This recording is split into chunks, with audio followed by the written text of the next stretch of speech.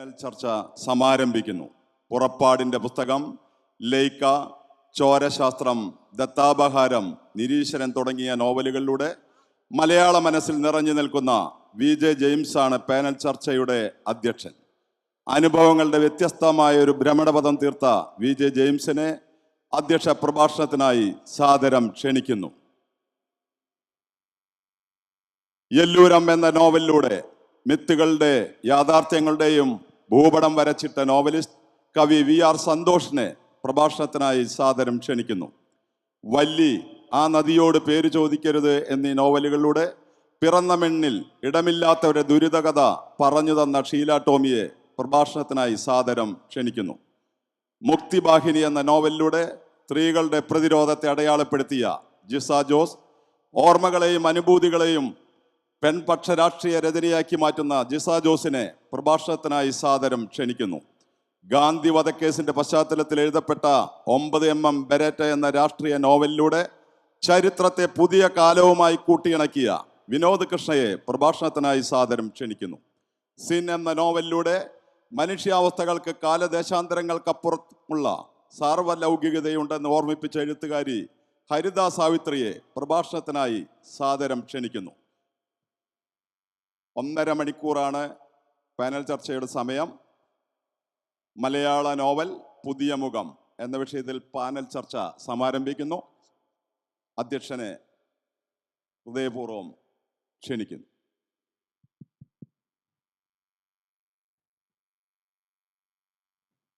എല്ലാവർക്കും നമസ്കാരം.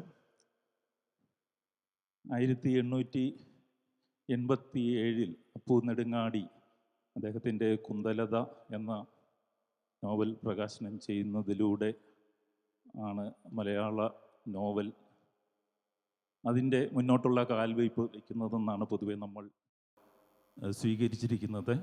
അദ്ദേഹത്തിൻ്റെ ഒരു കാലഘട്ടത്തിൽ തന്നെ ചന്തുമേനോൻ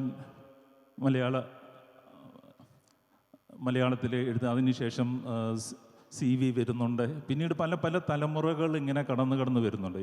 ഇടയ്ക്ക് നമ്മൾ തകഴിയുടെയും ദേവിൻ്റെയും പൊറ്റക്കാടിൻ്റെയും അതുപോലെയുള്ള VK-ൻ്റെയൊക്കെ ഒരു തലമുറയെ കാണുന്നു. അതിനുശേഷം പിന്നീട് OV വിജയൻ, സക്കറിയ സേതു, പുനത്തിൽ കുഞ്ഞബ്ദുള്ള, മുകുന്ദൻ തുടങ്ങിയ മറ്റൊരു തലമുറ. ആ തലമുറയ്ക്കും ശേഷം നമ്മൾ ബെന്യാമിനെയും മീരയെയും അതുപോലെ ഈ സന്തോഷ് കുമാറിനെയും സുഭാഷ് ചന്ദ്രനെയും ഒക്കെ നമ്മൾ കാണുന്നു. TD രാമകൃഷ്ണൻ തുടങ്ങിയവരെയൊക്കെ. പിന്നാലെ പുതുതലമുറയുടെ S. ഹരീഷ് വരുന്നു, ബിനോയ് തോമസിനെ, അതുപോലെ പലരും, ഷിനിലാൽ ഉൾപ്പെടെയുള്ളവർ, അമൽ, ഷിനിലാൽ ഉൾപ്പെടെയുള്ളവരെയൊക്കെ നമ്മൾ കാണും.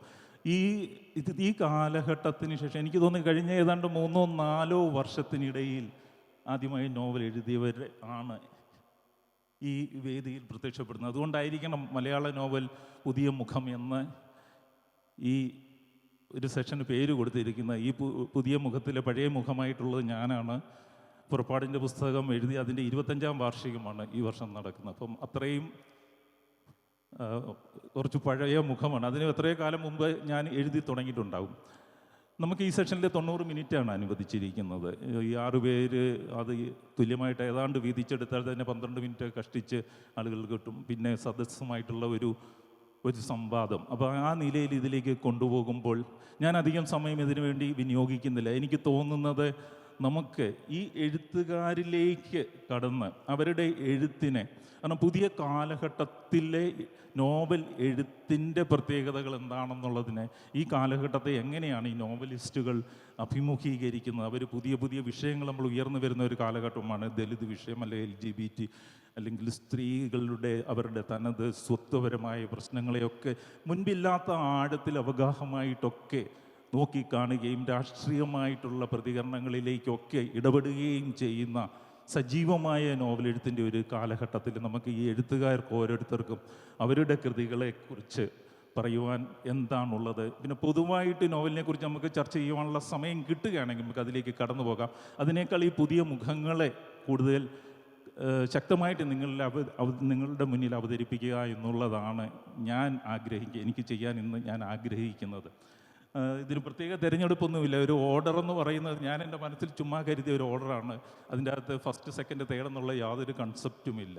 നമുക്ക് സ്ത്രീപക്ഷത്ത് നിന്ന് ആദ്യം തുടങ്ങാമെന്ന് പറഞ്ഞാൽ ഞാൻ വിചാരിക്കുന്നത് ഷീല ടോമിയിൽ നിന്ന് അങ്ങ് തുടങ്ങിയാലോ എന്നാണ്. ഷീല ടോമിയെ നമുക്കറിയാം, രണ്ട് ശക്തമായ നോവലുകൾ, വല്ലി എന്ന നോവലിലൂടെയും അതുപോലെ ആ നദിയോട് പേര് ചോദിക്കരുത് എന്ന 2 നോവലുകൾ മലയാളത്തിന് സമ്മാനിച്ച് പെട്ടെന്ന് തന്നെ നമ്മുടെ മലയാളത്തിൻ്റെ ശ്രദ്ധയല്ല, ഇതര ഭാഷകളുടെയും ഇംഗ്ലീഷിൻ്റെയും വരെ ശ്രദ്ധ പിടിച്ചെടുക്കുവാൻ കഴിയുകയും ചെയ്ത ഒരു എഴുത്തുകാരിയാണ്, ഈ കാലഘട്ടത്തിലെ എഴുത്തുകാരിയാണ് വല്ലി. നമുക്കറിയാം, വയനാടിൻ്റെ പശ്ചാത്തലത്തിൽ ഏതാണ്ട് 1970 കാലഘട്ടത്തിൽ തുടങ്ങി ഒരു 4 തലമുറയുടെ കഥ പറയുന്ന ഒരു നോവലാണ് വല്ലി എന്ന് പറയുന്നത്. അവിടേക്ക് ആ വയനാടിൻ്റെ പശ്ചാത്തലത്തിൽ കടന്നു വരുന്ന തുമ്മിച്ചിൻ്റെയും അതുപോലെ സാറയുടെയും മകളായ സൂസൻ എഴുതിയ ഡയറി കുറിപ്പുകൾ, തൻ്റെ മകൾക്ക് ടെസ്സയ്ക്ക് വേണ്ടി എഴുതിയതെന്ന് നമുക്ക് കരുതാം. ആ ഡയറി കുറിപ്പുകളിലൂടെ വയനാടിൻ്റെ ശക്തമായ ഭൂമിശാസ്ത്രവും സസ്യശാസ്ത്രവും അവിടുത്തെ രാഷ്ട്രീയവും വിപ്ലവവും എന്ന് വേണ്ട അവരുടെ ആ സകല വേദനകളെയും അവരുടെ സന്ദിഗ്ധതകളെയും ഒപ്പിയെടുത്ത വല്ലി, അതിശക്തമായ ആ നോവൽ അത് ഇംഗ്ലീഷിലേക്ക് ട്രാൻസ്ലേറ്റ് ചെയ്യപ്പെട്ടപ്പോൾ JCB പ്രൈസ് 2022 ഷോർട്ട് ലിസ്റ്റ് ചെയ്യപ്പെട്ടതാണ്. എനിക്ക് സന്തോഷമുണ്ട്. 2021 ആൻറ്റി ക്ലോക്ക് എന്നുള്ള എൻ്റെ നോവലും JCB ഷോർട്ട് ലിസ്റ്റ് ചെയ്യപ്പെട്ടിരുന്നത്. അങ്ങനെ ഒരു സമാനത ഉള്ളതുകൊണ്ടുള്ള മറ്റൊരു സന്തോഷവുമുണ്ട്. ആ വല്ലിക്ക് ശേഷമാണ് ഷീല ടോമിയുടെ ആ നദിയോട് പേര് ചോദിക്കരുത് എന്ന നോവൽ കടന്നു വരുന്നത്. ആ പശ്ചാത്തലം നമുക്ക് ഇന്ന് പ്രത്യേകിച്ചും ആ ഇസ്രായേൽ പാലസ്തീൻ പ്രശ്നം ഏറ്റവും നീറി നിൽക്കുന്ന ഈ സമയത്ത് എനിക്ക് തോന്നുന്നു നമുക്ക് അങ്ങേയറ്റം അതിനോട് ഒട്ടിച്ചേർന്ന് നിന്ന് വായിക്കുവാൻ പറ്റുന്ന ഒരു നോവലാണ് ആ നദിയോട് പേര് ചോദിക്കരുത്. ഒരു കലാപഭൂമി, ആ കലാപഭൂമിയിൽ റൂത്ത് എന്ന ആ ഒരു വനിതയുടെ അന്വേഷണവും അതേ തുടർന്നുണ്ടാകുന്ന സംഭവവികാസങ്ങളും ഇങ്ങനെ ഒരു പ്രദേശത്തിൻ്റെ വേദനകളെ മുഴുവൻ ഒപ്പിയെടുത്തുകൊണ്ട് ചിത്രീകരിച്ച ആ നദിയോട് പേര് ചോദിക്കരുത് എന്നീ 2 നോവലുകളിലൂടെ മലയാളത്തിൽ ശക്തമായി സാന്നിധ്യം അറിയിച്ചു നിൽക്കുന്ന ഷീല ടോമി ഈ എഴുത്തുകളിലേക്ക് ഈ കാലഘട്ടത്തിൽ കടന്നു വരുമ്പോൾ ഷീല ടോമി അതിനോട് എങ്ങനെയാണ്, ഈ കാലഘട്ടത്തോട് ഈ നോവലുകൾ എങ്ങനെ പ്രതികരിക്കണമെന്നാണ് ആഗ്രഹിച്ചത്, അല്ലെങ്കിൽ അതിനുവേണ്ടിയുള്ള തയ്യാറെടുപ്പുകളും ഒരു വ്യക്തി എന്ന നിലയിലും എഴുത്തുകാരി എന്ന നിലയിലും നേരിട്ട വെല്ലുവിളികളും ഇതേക്കുറിച്ച് ഒന്ന് സംസാരിക്കാനാവുമെന്ന് ഞാൻ കരുതുകയാണ്. എല്ലാവർക്കും എൻ്റെ വിനീതമായ നമസ്കാരം. ജെയിംസ് പറഞ്ഞ നല്ല വാക്കുകൾക്ക് നന്ദി. നമ്മൾക്കെല്ലാം അറിയാം, സിയാച്ചിൽ മൂപ്പൻ്റെ പ്രശസ്തമായ ചില വാക്കുകൾ നമ്മൾ കേട്ടിട്ടുണ്ട്. ഞങ്ങൾ ഭൂമിയുടെ ഭാഗവും ഭൂമി ഞങ്ങളുടെ ഭാഗവുമാണ്. ഈ പുഴകളിലും അരുവികളിലും തിളങ്ങി ഒഴുകുന്ന വെള്ളം വെറും വെള്ളമല്ല, അത് ഞങ്ങളുടെ പൂർവികരുടെ രക്തമാണ്. ഞങ്ങൾ ചവിട്ടി നിൽക്കുന്ന ഈ മണ്ണ് വെറും മണ്ണല്ല, അത് ഞങ്ങളുടെ പൂർവികരുടെ ചിതാഭസ്മമാണ്. പ്രിയപ്പെട്ടവരെ, എനിക്ക് തോന്നുന്നു ലോകത്തിലെ ഒരു സാഹിത്യ പ്രവർത്തനവും കലാപ്രവർത്തനവും നമ്മുടെ പൂർവികരുടെ മണ്ണിൽ ചവിട്ടി നിൽക്കാതെ അതിൻ്റെ സാക്ഷാത്കാരത്തിലെത്തുന്നില്ല. അങ്ങനെ ഒരു എഴുത്തുകാരിയായിട്ട് വളരെ താമസിച്ച് കടന്നു വന്ന ഞാൻ എൻ്റെ എഴുത്തിൻ്റെ പശ്ചാത്തലം ആദ്യമായി ഉറപ്പിച്ചത് എൻ്റെ പൂർവികരുടെ മണ്ണിൽ തന്നെയാണ്. നമുക്കറിയാം, ഇപ്പം നോവലിൻ്റെ പുതിയ മുഖം എന്ന് പറയുന്നു. തീർച്ചയായിട്ടും പുതിയ നോവൽ പഴയതിൻ്റെ തുടർച്ച തന്നെയാണ്. പഴയതിനെ ഇന്നത്തെ പുതിയ കാലത്തിനനുസരിച്ച്, പുതിയ ദേശത്തിനനുസരിച്ച്, മാറുന്ന ചരിത്ര വ്യാഖ്യാനങ്ങൾക്കനുസരിച്ച് ഒക്കെ നമ്മൾ പുതിയ എഴുത്തുകാർ തിരുത്തി എഴുതിക്കൊണ്ടിരിക്കുകയാണ്, അല്ലെങ്കിൽ അപനിർമ്മിക്കുകയാണ് എന്നാണ് എനിക്ക് തോന്നിയിട്ടുള്ളത്. ഞാൻ എൻ്റെ എഴുത്തിൻ്റെ കാലം പറഞ്ഞാൽ സ്കൂളിലും കോളേജിലും ഒക്കെ എഴുതിയിരുന്നെങ്കിലും പിന്നീട് ജോലിയിലേക്കും ജീവിതത്തിലേക്കൊക്കെ കടന്നു കഴിഞ്ഞപ്പോൾ എഴുത്ത് എൻ്റെ ഏറ്റവും അവസാനത്തെ പ്രയോറിറ്റി ആയിട്ട് മാറിയ ഒരു സമയമുണ്ടായിരുന്നു. കാരണം 3 കുഞ്ഞുങ്ങളെ വളർത്തി വലുതാക്കി അതിനിടയിൽ ജോലിയും ചെയ്ത് അങ്ങനെയുള്ള ഒരാൾക്ക് തീർച്ചയായിട്ടും എഴുത്തിലേക്ക് കടന്നു വരിക എന്നുള്ളത് വളരെ പ്രയാസമായ കാര്യമാണ്. പ്രത്യേകിച്ചും പ്രവാസത്തിലിരിക്കുന്ന ഒരു സ്ത്രീക്ക്. നേരത്തെ ജെയിംസ് സൂചിപ്പിക്കുകയുണ്ടായി എന്തെല്ലാം പ്രതിബന്ധങ്ങളിലൂടെയാണ് നമ്മൾ എഴുതിക്കൊണ്ടുവരുന്നത് എന്നൊക്കെ പറയണമെന്ന്. എനിക്ക് തോന്നുന്നു ആണെഴുത്തുകാർ ചാടിക്കടക്കുന്നതിനേക്കാൾ 100 ഇരട്ടി ഹർഡിൽസ് ചാടിക്കടന്നാണ് ഒരു പെണ്ണെഴുത്തുകാരിയും ഇന്ന് അവരുടെ രചനകൾ, അല്ലെങ്കിൽ ഏത് കലാരംഗത്ത് നിൽക്കുന്നവരും അവരുടെ രചനകളുമായിട്ട് മുന്നോട്ട് വരുന്നത്. എന്നാൽ നമുക്കറിയാം, നമ്മൾക്ക് ആദ്യകാലം മുതൽ സരസ്വതി അമ്മ മുതൽ, അല്ലെങ്കിൽ ലളിതാംബിക അന്തർജനം മുതൽ, മാധവിക്കുട്ടി മുതൽ, നമ്മുടെ സാറാ ജോസഫ് മുതൽ KR മീര വരെ, അല്ലെങ്കിൽ ഒക്കെ എത്തി നിൽക്കുന്ന എഴുത്തുകാരികൾ ആ എഴുത്തിൽ അവരുടേതായ ഇരിപ്പിടം, അല്ലെങ്കിൽ അവരുടേതായ ശബ്ദം കേൾപ്പിക്കുവാൻ കാണിച്ച ആർജവം, അതൊക്കെ എന്നിലുള്ള വായനക്കാരിക്ക് വലിയ പ്രോത്സാഹനമായിരുന്നു. അപ്പം ഈ എഴുത്തിൻ്റെ ഒരു നിശബ്ദ കാലത്തും വായനയായിരുന്നു എന്നിലെ അക്ഷരങ്ങളെ തീർച്ചയായിട്ടും ജ്വലിപ്പിച്ച് നിർത്തിയിരുന്നത് എന്നെനിക്ക് തോന്നുന്നു. അപ്പം 10-20 വർഷമായി എൻ്റെ മനസ്സിൽ ഞാൻ എഴുതിക്കൊണ്ടിരുന്ന ഒരു പുസ്തകമാണ്, അല്ലെങ്കിൽ എൻ്റെ കുഞ്ഞുങ്ങളെയൊക്കെ വളർത്തിക്കൊണ്ടിരുന്ന സമയത്തെല്ലാം എൻ്റെ മനസ്സിലുണ്ടായിരുന്ന ചിന്തകളുടെയും സ്വപ്നങ്ങളുടെയും ഓർമ്മകളുടെയും എല്ലാം ഒരു പുസ്തകമാണ് വല്ലിയായിട്ട് 2019 പുറത്തു വന്നത്. നമുക്കറിയാം, നമ്മുടെ ദേശത്തോട്, നമ്മുടെ നാടിനോട്, നമ്മളാക്കിയ മനുഷ്യരോട്, പ്രകൃതിയോട്, പ്രപഞ്ചത്തോടെല്ലാം നമുക്കുള്ള മനസ്സിലുള്ള ഒരു കടപ്പാട്, അത് ആ ദേശത്തോടുള്ള, അല്ലെങ്കിൽ നമുക്ക് ചുറ്റുമുള്ളവരോടുള്ള നമ്മുടെ സ്നേഹമായി ഒക്കെ പുറത്തു വന്ന ഒരു പുസ്തകമാണ് വല്ലി എന്ന് പറയുന്നത്. അപ്പം വയനാടിൻ്റെ പശ്ചാത്തലമായിട്ട് ഞാനൊരു നോവൽ എഴുതാൻ തീരുമാനിച്ചപ്പോൾ എൻ്റെ മുന്നിലുണ്ടായിരുന്ന പ്രധാന വെല്ലുവിളി എന്ന് പറയുന്നത് വയനാട് പശ്ചാത്തലമായി അതുവരെ രചിക്കപ്പെട്ട വളരെ ക്ലാസിക്കായിട്ടുള്ള രചനകൾ തന്നെയാണ്. പി വത്സല ടീച്ചറുടെ നെല്ലായാലും, അതുപോലെ KJ ബേബിയുടെ മാവേലി മന്ത്രം, ഇനി ആദ്യകാല കുടിയേറ്റത്തെക്കുറിച്ച് പറഞ്ഞ വിഷകന്യക അടക്കമുള്ള പുസ്തകങ്ങളെല്ലാം ഒരു പ്രതിബന്ധമായി, അല്ലെങ്കിൽ അതിനപ്പുറത്തേക്ക് ഞാൻ എന്തു പറയണമെന്നുള്ളൊരു ചിന്തയായി എൻ്റെ മുന്നിൽ നിൽക്കുമ്പോൾ, മാറി വരുന്ന വയനാടിനെ, 1970-കൾക്ക് ശേഷമുള്ള വയനാടിനെ രേഖപ്പെടുത്താൻ ഞാൻ ശ്രമിക്കുകയായിരുന്നു വല്ലിയിലൂടെ. അപ്പോൾ തീർച്ചയായിട്ടും നേരത്തെ പറഞ്ഞതുപോലെ നമ്മളുടെ പിതാക്കന്മാരുടെ ഭൂമിയിൽ നിന്നും നമ്മൾ കണ്ടെടുക്കുന്ന ചില മിത്തുകൾ, ഇതുവരെ പറഞ്ഞതും പറയപ്പെടാത്തതുമായ മിത്തുകളും ചരിത്രങ്ങളും, അതുപോലെ തന്നെ അവരുടെ കഠിനമായ ജീവിത അവസ്ഥകളുടെ നമ്മൾക്ക് പറഞ്ഞു കേട്ട കഥകളും, ഒരു കുടിയേറ്റ ഗ്രാമത്തിൽ ഒരു വളരെ സാധാരണമായ ചുറ്റുപാടിൽ ജനിച്ചു വളർന്ന എനിക്ക് ഞാൻ നേരിൽ കണ്ട് അനുഭവിച്ച വ്യഥകളും എല്ലാം അടങ്ങുന്ന ഒരു പുസ്തകമായി അത് മാറുകയായിരുന്നു. അതോടൊപ്പം തന്നെ വയനാടാക്കി മാറ്റിയ ആരുടെ അധ്വാനം കൊണ്ടാണോ ഇന്നത്തെ വയനാട് രൂപപ്പെട്ടത്, ആ കാടിൻ്റെ മക്കളുടെ കഥയും അതിൽ ഉൾച്ചേരുകയായിരുന്നു. കാരണം ഇന്നും ഭൂമിക്ക് വേണ്ടി സമരം ചെയ്തുകൊണ്ടിരിക്കുന്ന, ഒരു തുണ്ട് ഭൂമിക്ക് വേണ്ടി ഇന്നും പോരാടിക്കൊണ്ടിരിക്കുന്ന മനുഷ്യരെ കൂടി അതിൽ ഉൾച്ചേർക്കേണ്ടതായിട്ടുണ്ട് എന്ന ഒരു വലിയ സത്യം അവിടെ അവശേഷിക്കുന്നുണ്ട്. അതിൽ നിന്നാണ് വല്ലി എന്ന പേര് തന്നെ നോവലിന് വന്നത്. നിങ്ങൾക്ക് അറിയാവുന്ന പോലെ വല്ലി എന്ന് പറഞ്ഞാൽ അതിൽ പല അർത്ഥങ്ങളുണ്ട്. വല്ലി എന്ന് പറഞ്ഞാൽ ലത, വള്ളിയാണ്. അതുപോലെ തന്നെ വല്ലി എന്ന് പറഞ്ഞാൽ ഭൂമി എന്നൊരർത്ഥമുണ്ട്.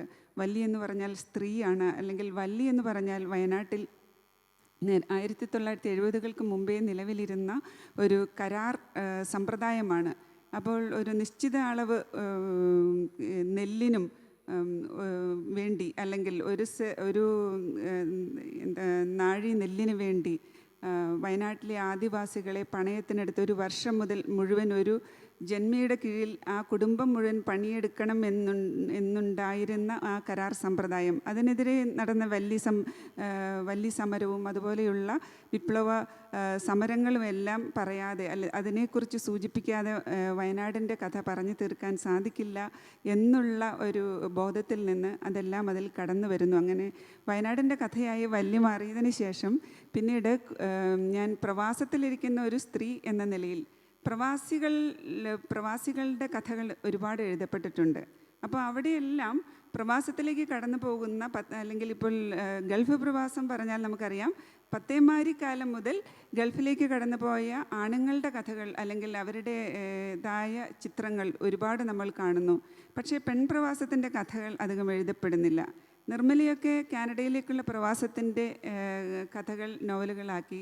പക്ഷേ പിന്നീട് ബെന്യാമിൻ്റെ നിശബ്ദ സഞ്ചാരങ്ങൾ വന്നു. അതിലാണ് ഒരു പ്രവാസത്തിലെ പെണ്ണിനെ അടയാളപ്പെടുത്തിയതായിട്ട് കണ്ടത്. പക്ഷെ പറയപ്പെടാത്ത ഒരുപാട് പെണ്ണനുഭവങ്ങളുണ്ട് എന്ന ഒരു കാഴ്ചപ്പാടിൽ നിന്ന് പ്രവാസത്തിലിരുന്ന് പല വനിതകളും അതിനെക്കുറിച്ചൊക്കെ എഴുതുന്നുണ്ടെങ്കിലും പലപ്പോഴും അത് മുഖ്യധാരയിലേക്ക് കടന്നു വരുന്നുണ്ടായിരുന്നില്ല. അപ്പോൾ ആ അവസരത്തിലാണ് പ്രവാസത്തിലെ പെണ്ണനുഭവങ്ങൾ എഴുതണമെന്നൊരു ചിന്തയിൽ നിന്ന് എഴുതി തുടങ്ങിയ ആ നദിയോട് പേര് ചോദിക്കരുത് എന്ന നോവൽ 2021 ചില പ്രത്യേക പരിതസ്ഥിതിയിൽ അന്ന് എൻ്റെ ജോലി സ്ഥലത്ത് ഒരു പിരിച്ചുവിടൽ നോട്ടീസ് വരികയും അന്ന് പലസ്തീനിയായ എൻ്റെ സഹപ്രവർത്തകയ്ക്ക് ജോലി നഷ്ടപ്പെടുകയും അപ്പോൾ ഞങ്ങൾക്ക് തിരിച്ചു പോകാൻ ഒരു മണ്ണില്ല, ഞങ്ങളെ കാത്തിരിക്കാൻ ആരുമില്ല എന്ന് അവൾ കരഞ്ഞു പറയുന്ന ഒരവസ്ഥയിൽ ഞാൻ ആലോചിക്കുകയായിരുന്നു, ഈ പ്രവാസത്തിലേക്ക് പോകുന്ന സ്ത്രീകൾ, കേരളത്തിൽ നിന്ന് പോകുന്ന സ്ത്രീകളുടെ വ്യഥകൾ എത്രയോ തുച്ഛമാണ്, അല്ലെങ്കിൽ നമ്മൾക്കൊന്നും സങ്കല്പിക്കാൻ കഴിയുന്നതിനപ്പുറമുള്ള കഷ്ടപ്പാടുകൾ സഹിക്കുന്ന ഒരു ജനവിഭാഗം നമുക്കിടയിലൂടെ നടന്നു പോകുന്നുണ്ട്. പലപ്പോഴും നമ്മളവരെ തിരിച്ചറിയുന്നില്ല, അല്ലെങ്കിൽ ഒരു ക്രിക്കറ്റ് സ്കോർ കാണുന്നത് പോലെ, അല്ലെങ്കിൽ അത് വളരെ ലാഘവത്തോടെ, അല്ലെങ്കിൽ നമ്മൾ യുദ്ധത്തിൻ്റെ കണക്കുകൾ നമ്മളിപ്പോൾ കാണുന്നു. വെറും 40 കിലോമീറ്റർ 45 കിലോമീറ്റർ നീളമുള്ള ഒരു സ്ട്രിപ്പിൽ ഇപ്പോൾ നമ്മൾ കഴിഞ്ഞ ഒക്ടോബർ 7 ശേഷം നമ്മൾ കണ്ടു, വെറും 5 കിലോമീറ്റർ വീതിയുള്ള ഒരു ചെറിയ സ്ട്രിപ്പിൽ 23 ലക്ഷം മനുഷ്യർ നരകയാതന അനുഭവിക്കുന്ന, അല്ലെങ്കിൽ ഭക്ഷണമില്ലാതെ, വെള്ളമില്ലാതെ, മരുന്നില്ലാതെ, ജീവൻ നിലനിർത്താൻ ഉള്ള ഉപകരണങ്ങളില്ലാതെ നരകയാതന അനുഭവിക്കുന്നൊരവസ്ഥ നമ്മൾ കണ്ടു. പക്ഷെ അതിനൊക്കെ മുമ്പ് ആ നദിയോട് പേര് ചോദിക്കരുത് എന്ന നോവൽ പിറന്നു വീഴാൻ കാരണം പ്രവാസത്തിലെ എൻ്റെ സഹപ്രവർത്തകരായ പലസ്തീനികളും അതുപോലെ അറബ് വംശജരും പറഞ്ഞു തന്ന പല അനുഭവങ്ങളുടെയും അവരുടെ കഷ്ടപ്പാടുകളുടെയും ഒക്കെ അവരോട് താതാത്മ്യം പ്രാപിക്കാനുള്ള ഒരു എളിയ ശ്രമമെന്ന നിലയിൽ ഞാൻ എഴുതി വെച്ചതായിരുന്നു. അതൊക്കെ ഒരു പ്രവചന സ്വഭാവത്തോടെ ഇന്നത് വന്നപ്പോൾ ശരിക്കും ഭയങ്കര എന്താ പറയുക, സങ്കടകരമായ ഒരു കാര്യമാണ് എന്ന് പറയാതിരിക്കാൻ പറ്റില്ല. നമ്മൾ കണ്ടു, ലോകത്തിൽ എവിടെയായാലും ഇത്തരത്തിലുള്ള മനുഷ്യാവകാശ ലംഘനങ്ങൾക്കെല്ലാം ഒരേ മുഖമാണ്, അല്ലെങ്കിൽ മനുഷ്യനെ യുദ്ധത്തിൻ്റെ കെടുതികൾക്കിരയാക്കുന്ന അധിനിവേശത്തിന് എല്ലാം ഒരേ മുഖമാണ്. അത് ഇന്ത്യയെന്നോ മ്യാൻമാർ എന്നോ ടർക്കി എന്നോ ഒന്നും അതിന് മാറ്റമില്ല.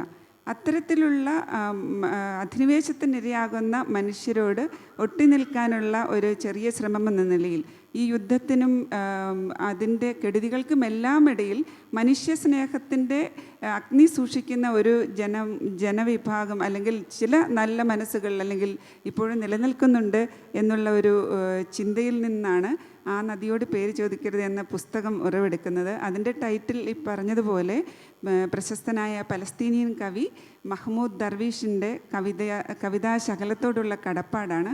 അതിനുവേണ്ടി ശരിക്കും പറഞ്ഞാൽ ഞാൻ പലസ്തീനിൽ പോകാനുള്ള ഒരു ശ്രമം നടത്തിയെങ്കിലും അതിന് സാധിച്ചില്ല.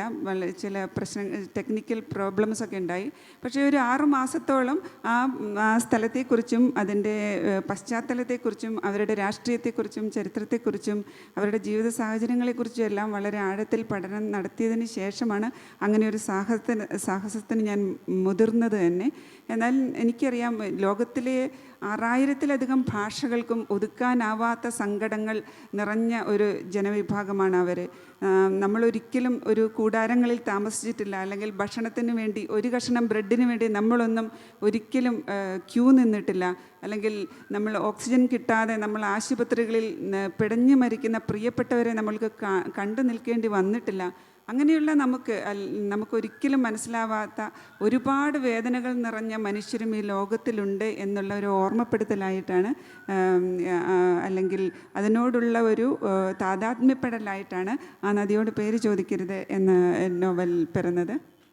പിന്നീട് സംസാരിക്കാം. വളരെ മനോഹരമായി ഷീല ടോമി തൻ്റെ എഴുത്ത് ജീവിതത്തെ നമുക്ക് പറഞ്ഞു തരികയുണ്ടായി. ഏതാണ്ട് 10 വർഷം മനസ്സിൽ കൊണ്ടു നടന്ന അല്ലെങ്കിൽ മനസ്സിൽ എഴുതിയിട്ട നോവലാണ് വല്ലി എന്ന് ഷീല ടോമി പറയുമ്പോൾ എനിക്ക് ഓർമ്മ വരുന്നത്, ഞാൻ ഏതാണ്ട് 12 വർഷം കൊണ്ട് പൂർത്തീകരിച്ച നോവലാണ് 25 വർഷം മുൻപ് പ്രസിദ്ധീകൃതമായ പുറപ്പാടിൻ്റെ പുസ്തകം. അപ്പോൾ ഒരു എഴുത്തുകാരിക്ക് ഈ എത്ര തീവ്രമായ അനുഭവ തലത്തിലൂടെ കടന്നുപോയാൽ ഒരു കൃതി പൂർത്തിയാക്കാനാവൂ എന്നുള്ളതിൻ്റെ ഒരു ദർശനമായിരുന്നു നമുക്ക് അവിടെ നിന്ന് കിട്ടിയത്. നമുക്ക് സാധാരണ നമ്മൾ ഈ ശാസ്ത്രത്തിൽ 2 തരത്തിലുള്ള അനാലിസിസുകളെ കുറിച്ച് പറയാറുണ്ട്. ഒന്ന് മൈക്രോസ്കോപ്പിക് അനാലിസിസ്, അതുപോലെ മാക്രോസ്കോപ്പിക് അനാലിസിസ് എന്ന് പറയുന്നത്. മാക്രോസ്കോപ്പിക് എന്ന് പറഞ്ഞാൽ ഒരു പ്രദേശത്തെ അല്ല ഒരു സിസ്റ്റത്തെ നമ്മൾ അതിൻ്റെ ടോട്ടാലിറ്റിയിൽ മൊത്തത്തിൽ നമ്മളതിനെ നോക്കി കാണുന്ന ഒരു കാഴ്ചയാണ് അതിൻ്റെ. എന്നാൽ അതിൻ്റെ ഏതെങ്കിലും ഒരു പ്രത്യേക ഏരിയയെ എടുത്തിട്ട് ഒരു പ്രത്യേക സ്പോട്ടിനെ നമ്മൾ എടുത്തിട്ട് അതിനെ സൂക്ഷ്മമായിട്ട് സൂം ചെയ്ത് അതിൻ്റെ ആന്തരാവസ്ഥകളിലേക്ക് കടന്നു പോകുന്ന ഈ മൈക്രോസ്കോപ്പിക് അനാലിസിസ് എന്ന് പറയുന്നത്. ഒരുപക്ഷേ ഷീല ടോമിയുടെ എഴുത്ത് കൂടുതലും മൈക്രോസ്കോപ്പിക്, കാരണം ഒരു പ്രദേശത്തെ കല്ലുവയിൽ എന്ന പ്രദേശത്തെ വല്ലിയിലൂടെയും അല്ലെങ്കിൽ ഇസ്രയേലിൻ്റെ ആ പാലസ്തീൻ പ്രശ്നങ്ങളുടെ ആ പ്രദേശത്തെയും മൊത്തത്തിൽ അനലൈസ് ചെയ്യുകയും അതിൻ്റെ കൂട്ടത്തിൽ തീർച്ചയായിട്ടും മൈക്രോസ്കോപ്പിക് ആയിട്ടുള്ള ഒരുപാട് ഗവേഷണങ്ങൾ നടത്തുകയും ചെയ്തിട്ടുണ്ട്. ഇതുപോലെ നമ്മൾ ജിസ ജോസിലേക്ക് എത്തുമ്പോൾ കാണുന്ന ഒരു പ്രത്യേകത, ജിസ ജോസ് മൈക്രോസ്കോപ്പിക് അനാലിസിസ് ഒരുപക്ഷെ നമുക്ക് സാധ്യമാകാത്ത, ഇപ്പോൾ ഒരു വസ്തുവിനെ നമ്മൾ കാണുമ്പോൾ അതിൻ്റെ ആന്തരമായിട്ട് അതിനുള്ളിൽ എന്താണെന്ന് പ്രകടമായിട്ട് നമുക്ക് കാണാനാവാത്ത വിധത്തിലുള്ള സ്ത്രീയുടെ ജീവിതാവസ്ഥകളെ അതിനെ അപഗ്രഥിച്ച് ചെല്ലും, നമ്മളെ അമ്പരപ്പിക്കുന്ന രീതിയിലുള്ള അപഗ്രഥനമാണ്. ഞാൻ വേറെ ഒരു എഴുത്തുകാരിൽ ഞാൻ സത്യത്തിൽ കണ്ടിട്ടില്ല എന്ന് പറയേണ്ടി വരും. കാരണം മുദ്രിത വായിക്കുമ്പോഴും അതുപോലെ ആനന്ദഭാരം വായിക്കുമ്പോഴും മുക്തിവാഹിനി വായിക്കുമ്പോഴും ഒക്കെ നമ്മൾ കാണുന്നത് ഈ സ്ത്രീകളെല്ലാം വ്യത്യസ്തരായി നിലനിൽക്കെ തന്നെ അവരുടെ നമുക്കൊരുപക്ഷെ ഒരു പുരുഷനെന്ന കാഴ്ചപ്പാടിലോ സ്ത്രീ എന്ന കാഴ്ചപ്പാടിലോ മറ്റൊരു സ്ത്രീ അനുഭവിച്ചിരിക്കാം എന്ന് നമ്മൾ ഒരിക്കലും ചിന്തിക്കാത്ത അവസ്ഥകളിലൂടെ കടന്നു പോകുന്ന ഒരു സൂക്ഷ്മ ദർശനം അത് സാധ്യമാകുന്നുണ്ട്. ഇപ്പോൾ മുദ്രിത എന്ന നോവൽ എടുക്കുകയാണെങ്കിൽ ആ മുദ്രിത നമുക്ക് അത് വെളിച്ചം എവിടെ നിന്നും വന്നുവെന്നോ എവിടേക്ക് പോകുന്നുവെന്നോ അറിയാത്ത വിധത്തിൽ ഈ മുദ്രിതയെ നമുക്ക് ഇന്നും ഒരു പ്രഹേളികയായിരിക്കും. നമ്മളത് വായിച്ചു കഴിയുമ്പോഴും ആ മുദ്രിത എന്ന കഥാപാത്രം നമുക്കൊരു പ്രഹേളികയാണ്. അതുപോലെ മുക്തിവാഹിനിയിൽ വരുമ്പോൾ അതിലെ താരാപ്രിയദർശിനിയും ഇതുപോലെ താരാപ്രിയദർശിനിയും അപഹരിക്കപ്പെട്ടു പോയെന്ന് നമുക്ക് എവിടെയാണെന്ന് നമുക്കറിയത്തില്ല. ഇങ്ങനെ അപഹരിക്കപ്പെട്ടു പോയ സ്ത്രീകൾ അവർ സ്വയം വീണ്ടെടുക്കുന്നതിൻ്റെ ശക്തമായ കഥകൾ കൂടിയാണ് ഈ മുക്തിവാഹിനിയിൽ. അതുപോലെ ആനന്ദഭാരത്തിലെ കഥാപാത്രം രത്നമേഖല എന്ന കഥാപാത്രം വിപിനൻ, വിനോദിനി, അതുപോലെ അവളുടെ കൂട്ടുകാരിയായിട്ട് വരുന്ന പരിമളം, ഈ കഥാപാത്രങ്ങളുടെയൊക്കെ ഉള്ളറകളിലൂടെയുള്ള ഈ സഞ്ചാരം സത്യം പറയാം അമ്പരപ്പിക്കുന്ന ആ സഞ്ചാരം എങ്ങനെയാണ് ഈ ഒരു നോട്ടക്കാഴ്ചയിലൂടെ പ്രത്യേകിച്ചും സ്ത്രീകൾ ഈ പുരുഷന്മാരെ അനലൈസ് ചെയ്യുന്നുണ്ട്, പക്ഷേ ഈ സ്ത്രീകളുടെ അപഗ്രഥനം, സ്ത്രീ മനസ്സിൻ്റെ, സ്ത്രീ പ്രശ്നങ്ങളുടെ, അവരുടെ ശാരീരികവും മാനസികവും ആത്മീയവുമായ സർവ്വ അന്തരാളങ്ങളിലൂടെയും കടന്നു പോകുന്ന ഈ ഒരു അവഗാഹമായ യാത്ര എങ്ങനെയാണ് സാധ്യമാകുന്നത്? അതേക്കുറിച്ച് സംസാരിക്കുമോ? എല്ലാവർക്കും നമസ്കാരം. ഒരുപാട് സന്തോഷം ഇത്രയും നല്ല വാക്കുകൾക്ക്. അപ്പോൾ പൊതുവെ ഞാൻ എൻ്റെ നോവലുകളെക്കുറിച്ച് പറയുന്നതിന് മുൻപ് വേറെ 1-2 കാര്യം സൂചിപ്പിക്കുകയാണ്. ഒന്നാമത് ഈ വേദി ഇവിടെ ഒരു 3 സ്ത്രീകളും 3 പുരുഷന്മാരുമാണ്.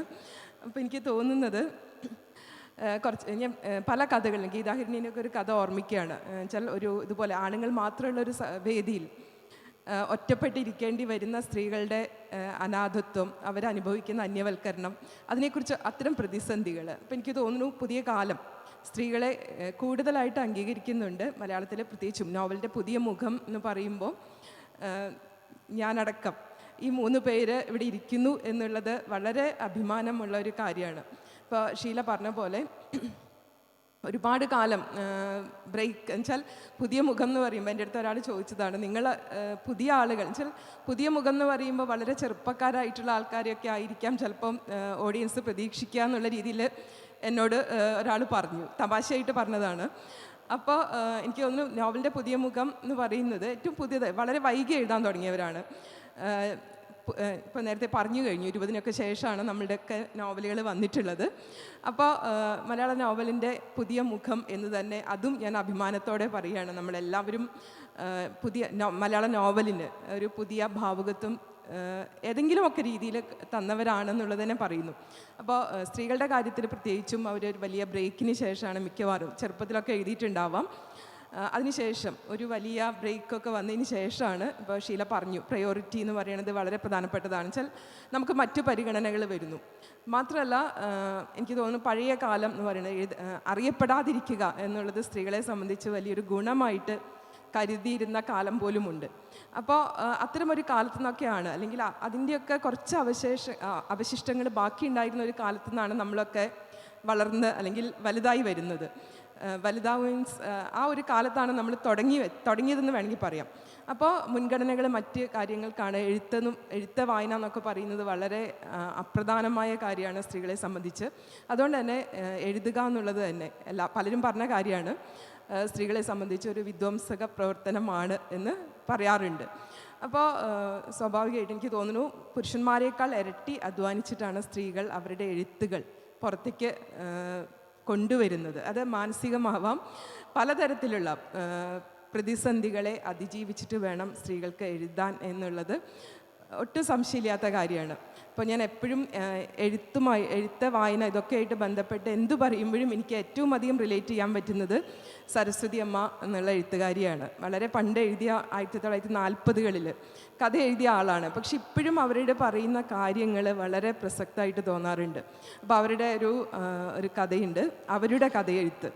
3 സ്ത്രീകൾ ചേർന്നിട്ട് ഒരു കഥ എഴുതാൻ ശ്രമിക്കുന്നതാണ് അതിൻ്റെ ചുരുക്കം. അപ്പോൾ 3 സ്ത്രീകൾക്കും അവരുടേതായ താല്പര്യങ്ങളുണ്ട്, അവരുടേതായ പ്രതിസന്ധികളുണ്ട്. അവസാനം ആ കഥ പാതി വഴിക്ക് നിലച്ചു പോകുന്നതാണ്. എന്നുവെച്ചാൽ ഒരിക്കലും സ്ത്രീകൾക്ക് അങ്ങനെ ഒരു കഥ എഴുത്ത് പൂർത്തീകരിക്കാൻ പറ്റുന്നില്ല. അതിനോട് ബന്ധപ്പെടുത്തി വേറൊരു കാര്യം കൂടി പറയാം. ഒരു സ്വവർഗ സഹൃദയ മണ്ഡലം അതെപ്പോഴും പുരുഷന്മാർക്ക് കൂടുതലായിട്ട് ആ ഒരു സപ്പോർട്ട് എപ്പോഴും പുരുഷന്മാർക്ക് ഉണ്ടാവും. സ്ത്രീകളുടെ എഴുത്ത് മിക്കവാറും അവരുടെ ഒരു വളരെ സ്വകാര്യമായിട്ടുള്ളൊരു കാര്യമാണ്. അത് ചിലപ്പോൾ വീട്ടുകാർ പോലും കാണണമെന്നോ അറിയണമെന്നോ ഇല്ല. പലപ്പോഴും എനിക്ക് തോന്നുന്നു സോഷ്യൽ മീഡിയ ഒക്കെ വന്നതുകൊണ്ടാണ് സ്ത്രീകൾക്ക് കുറച്ചും കൂടി സ്വതന്ത്രമായിട്ട്, കുറച്ചും കൂടി ആത്മവിശ്വാസത്തോടെ അവളെ തന്നെ പ്രദർശിപ്പിക്കാൻ, അവളെ തന്നെ ഒരു സെൽഫ് പബ്ലിഷിംഗ് എന്ന രീതിയിൽ സ്വയം പ്രദർശിപ്പിക്കാനും സ്വയം പ്രകടിപ്പിക്കാനുമുള്ള അവസരങ്ങൾ കിട്ടുന്നത്. അപ്പോൾ അത്രയും കാര്യങ്ങൾ ആമുഖമായിട്ട് പറയുകയാണ്. അപ്പോൾ എൻ്റെ നോവലുകളെക്കുറിച്ച് എനിക്ക് ഏറ്റവും അതിനെക്കുറിച്ച് സംസാരിക്കാൻ വളരെ മടിയുള്ള ഒരാളാണ് ഞാൻ. അതെങ്ങനെ സംഭവിച്ചു പോയി എന്നല്ല ഞാൻ പറയുന്നത്.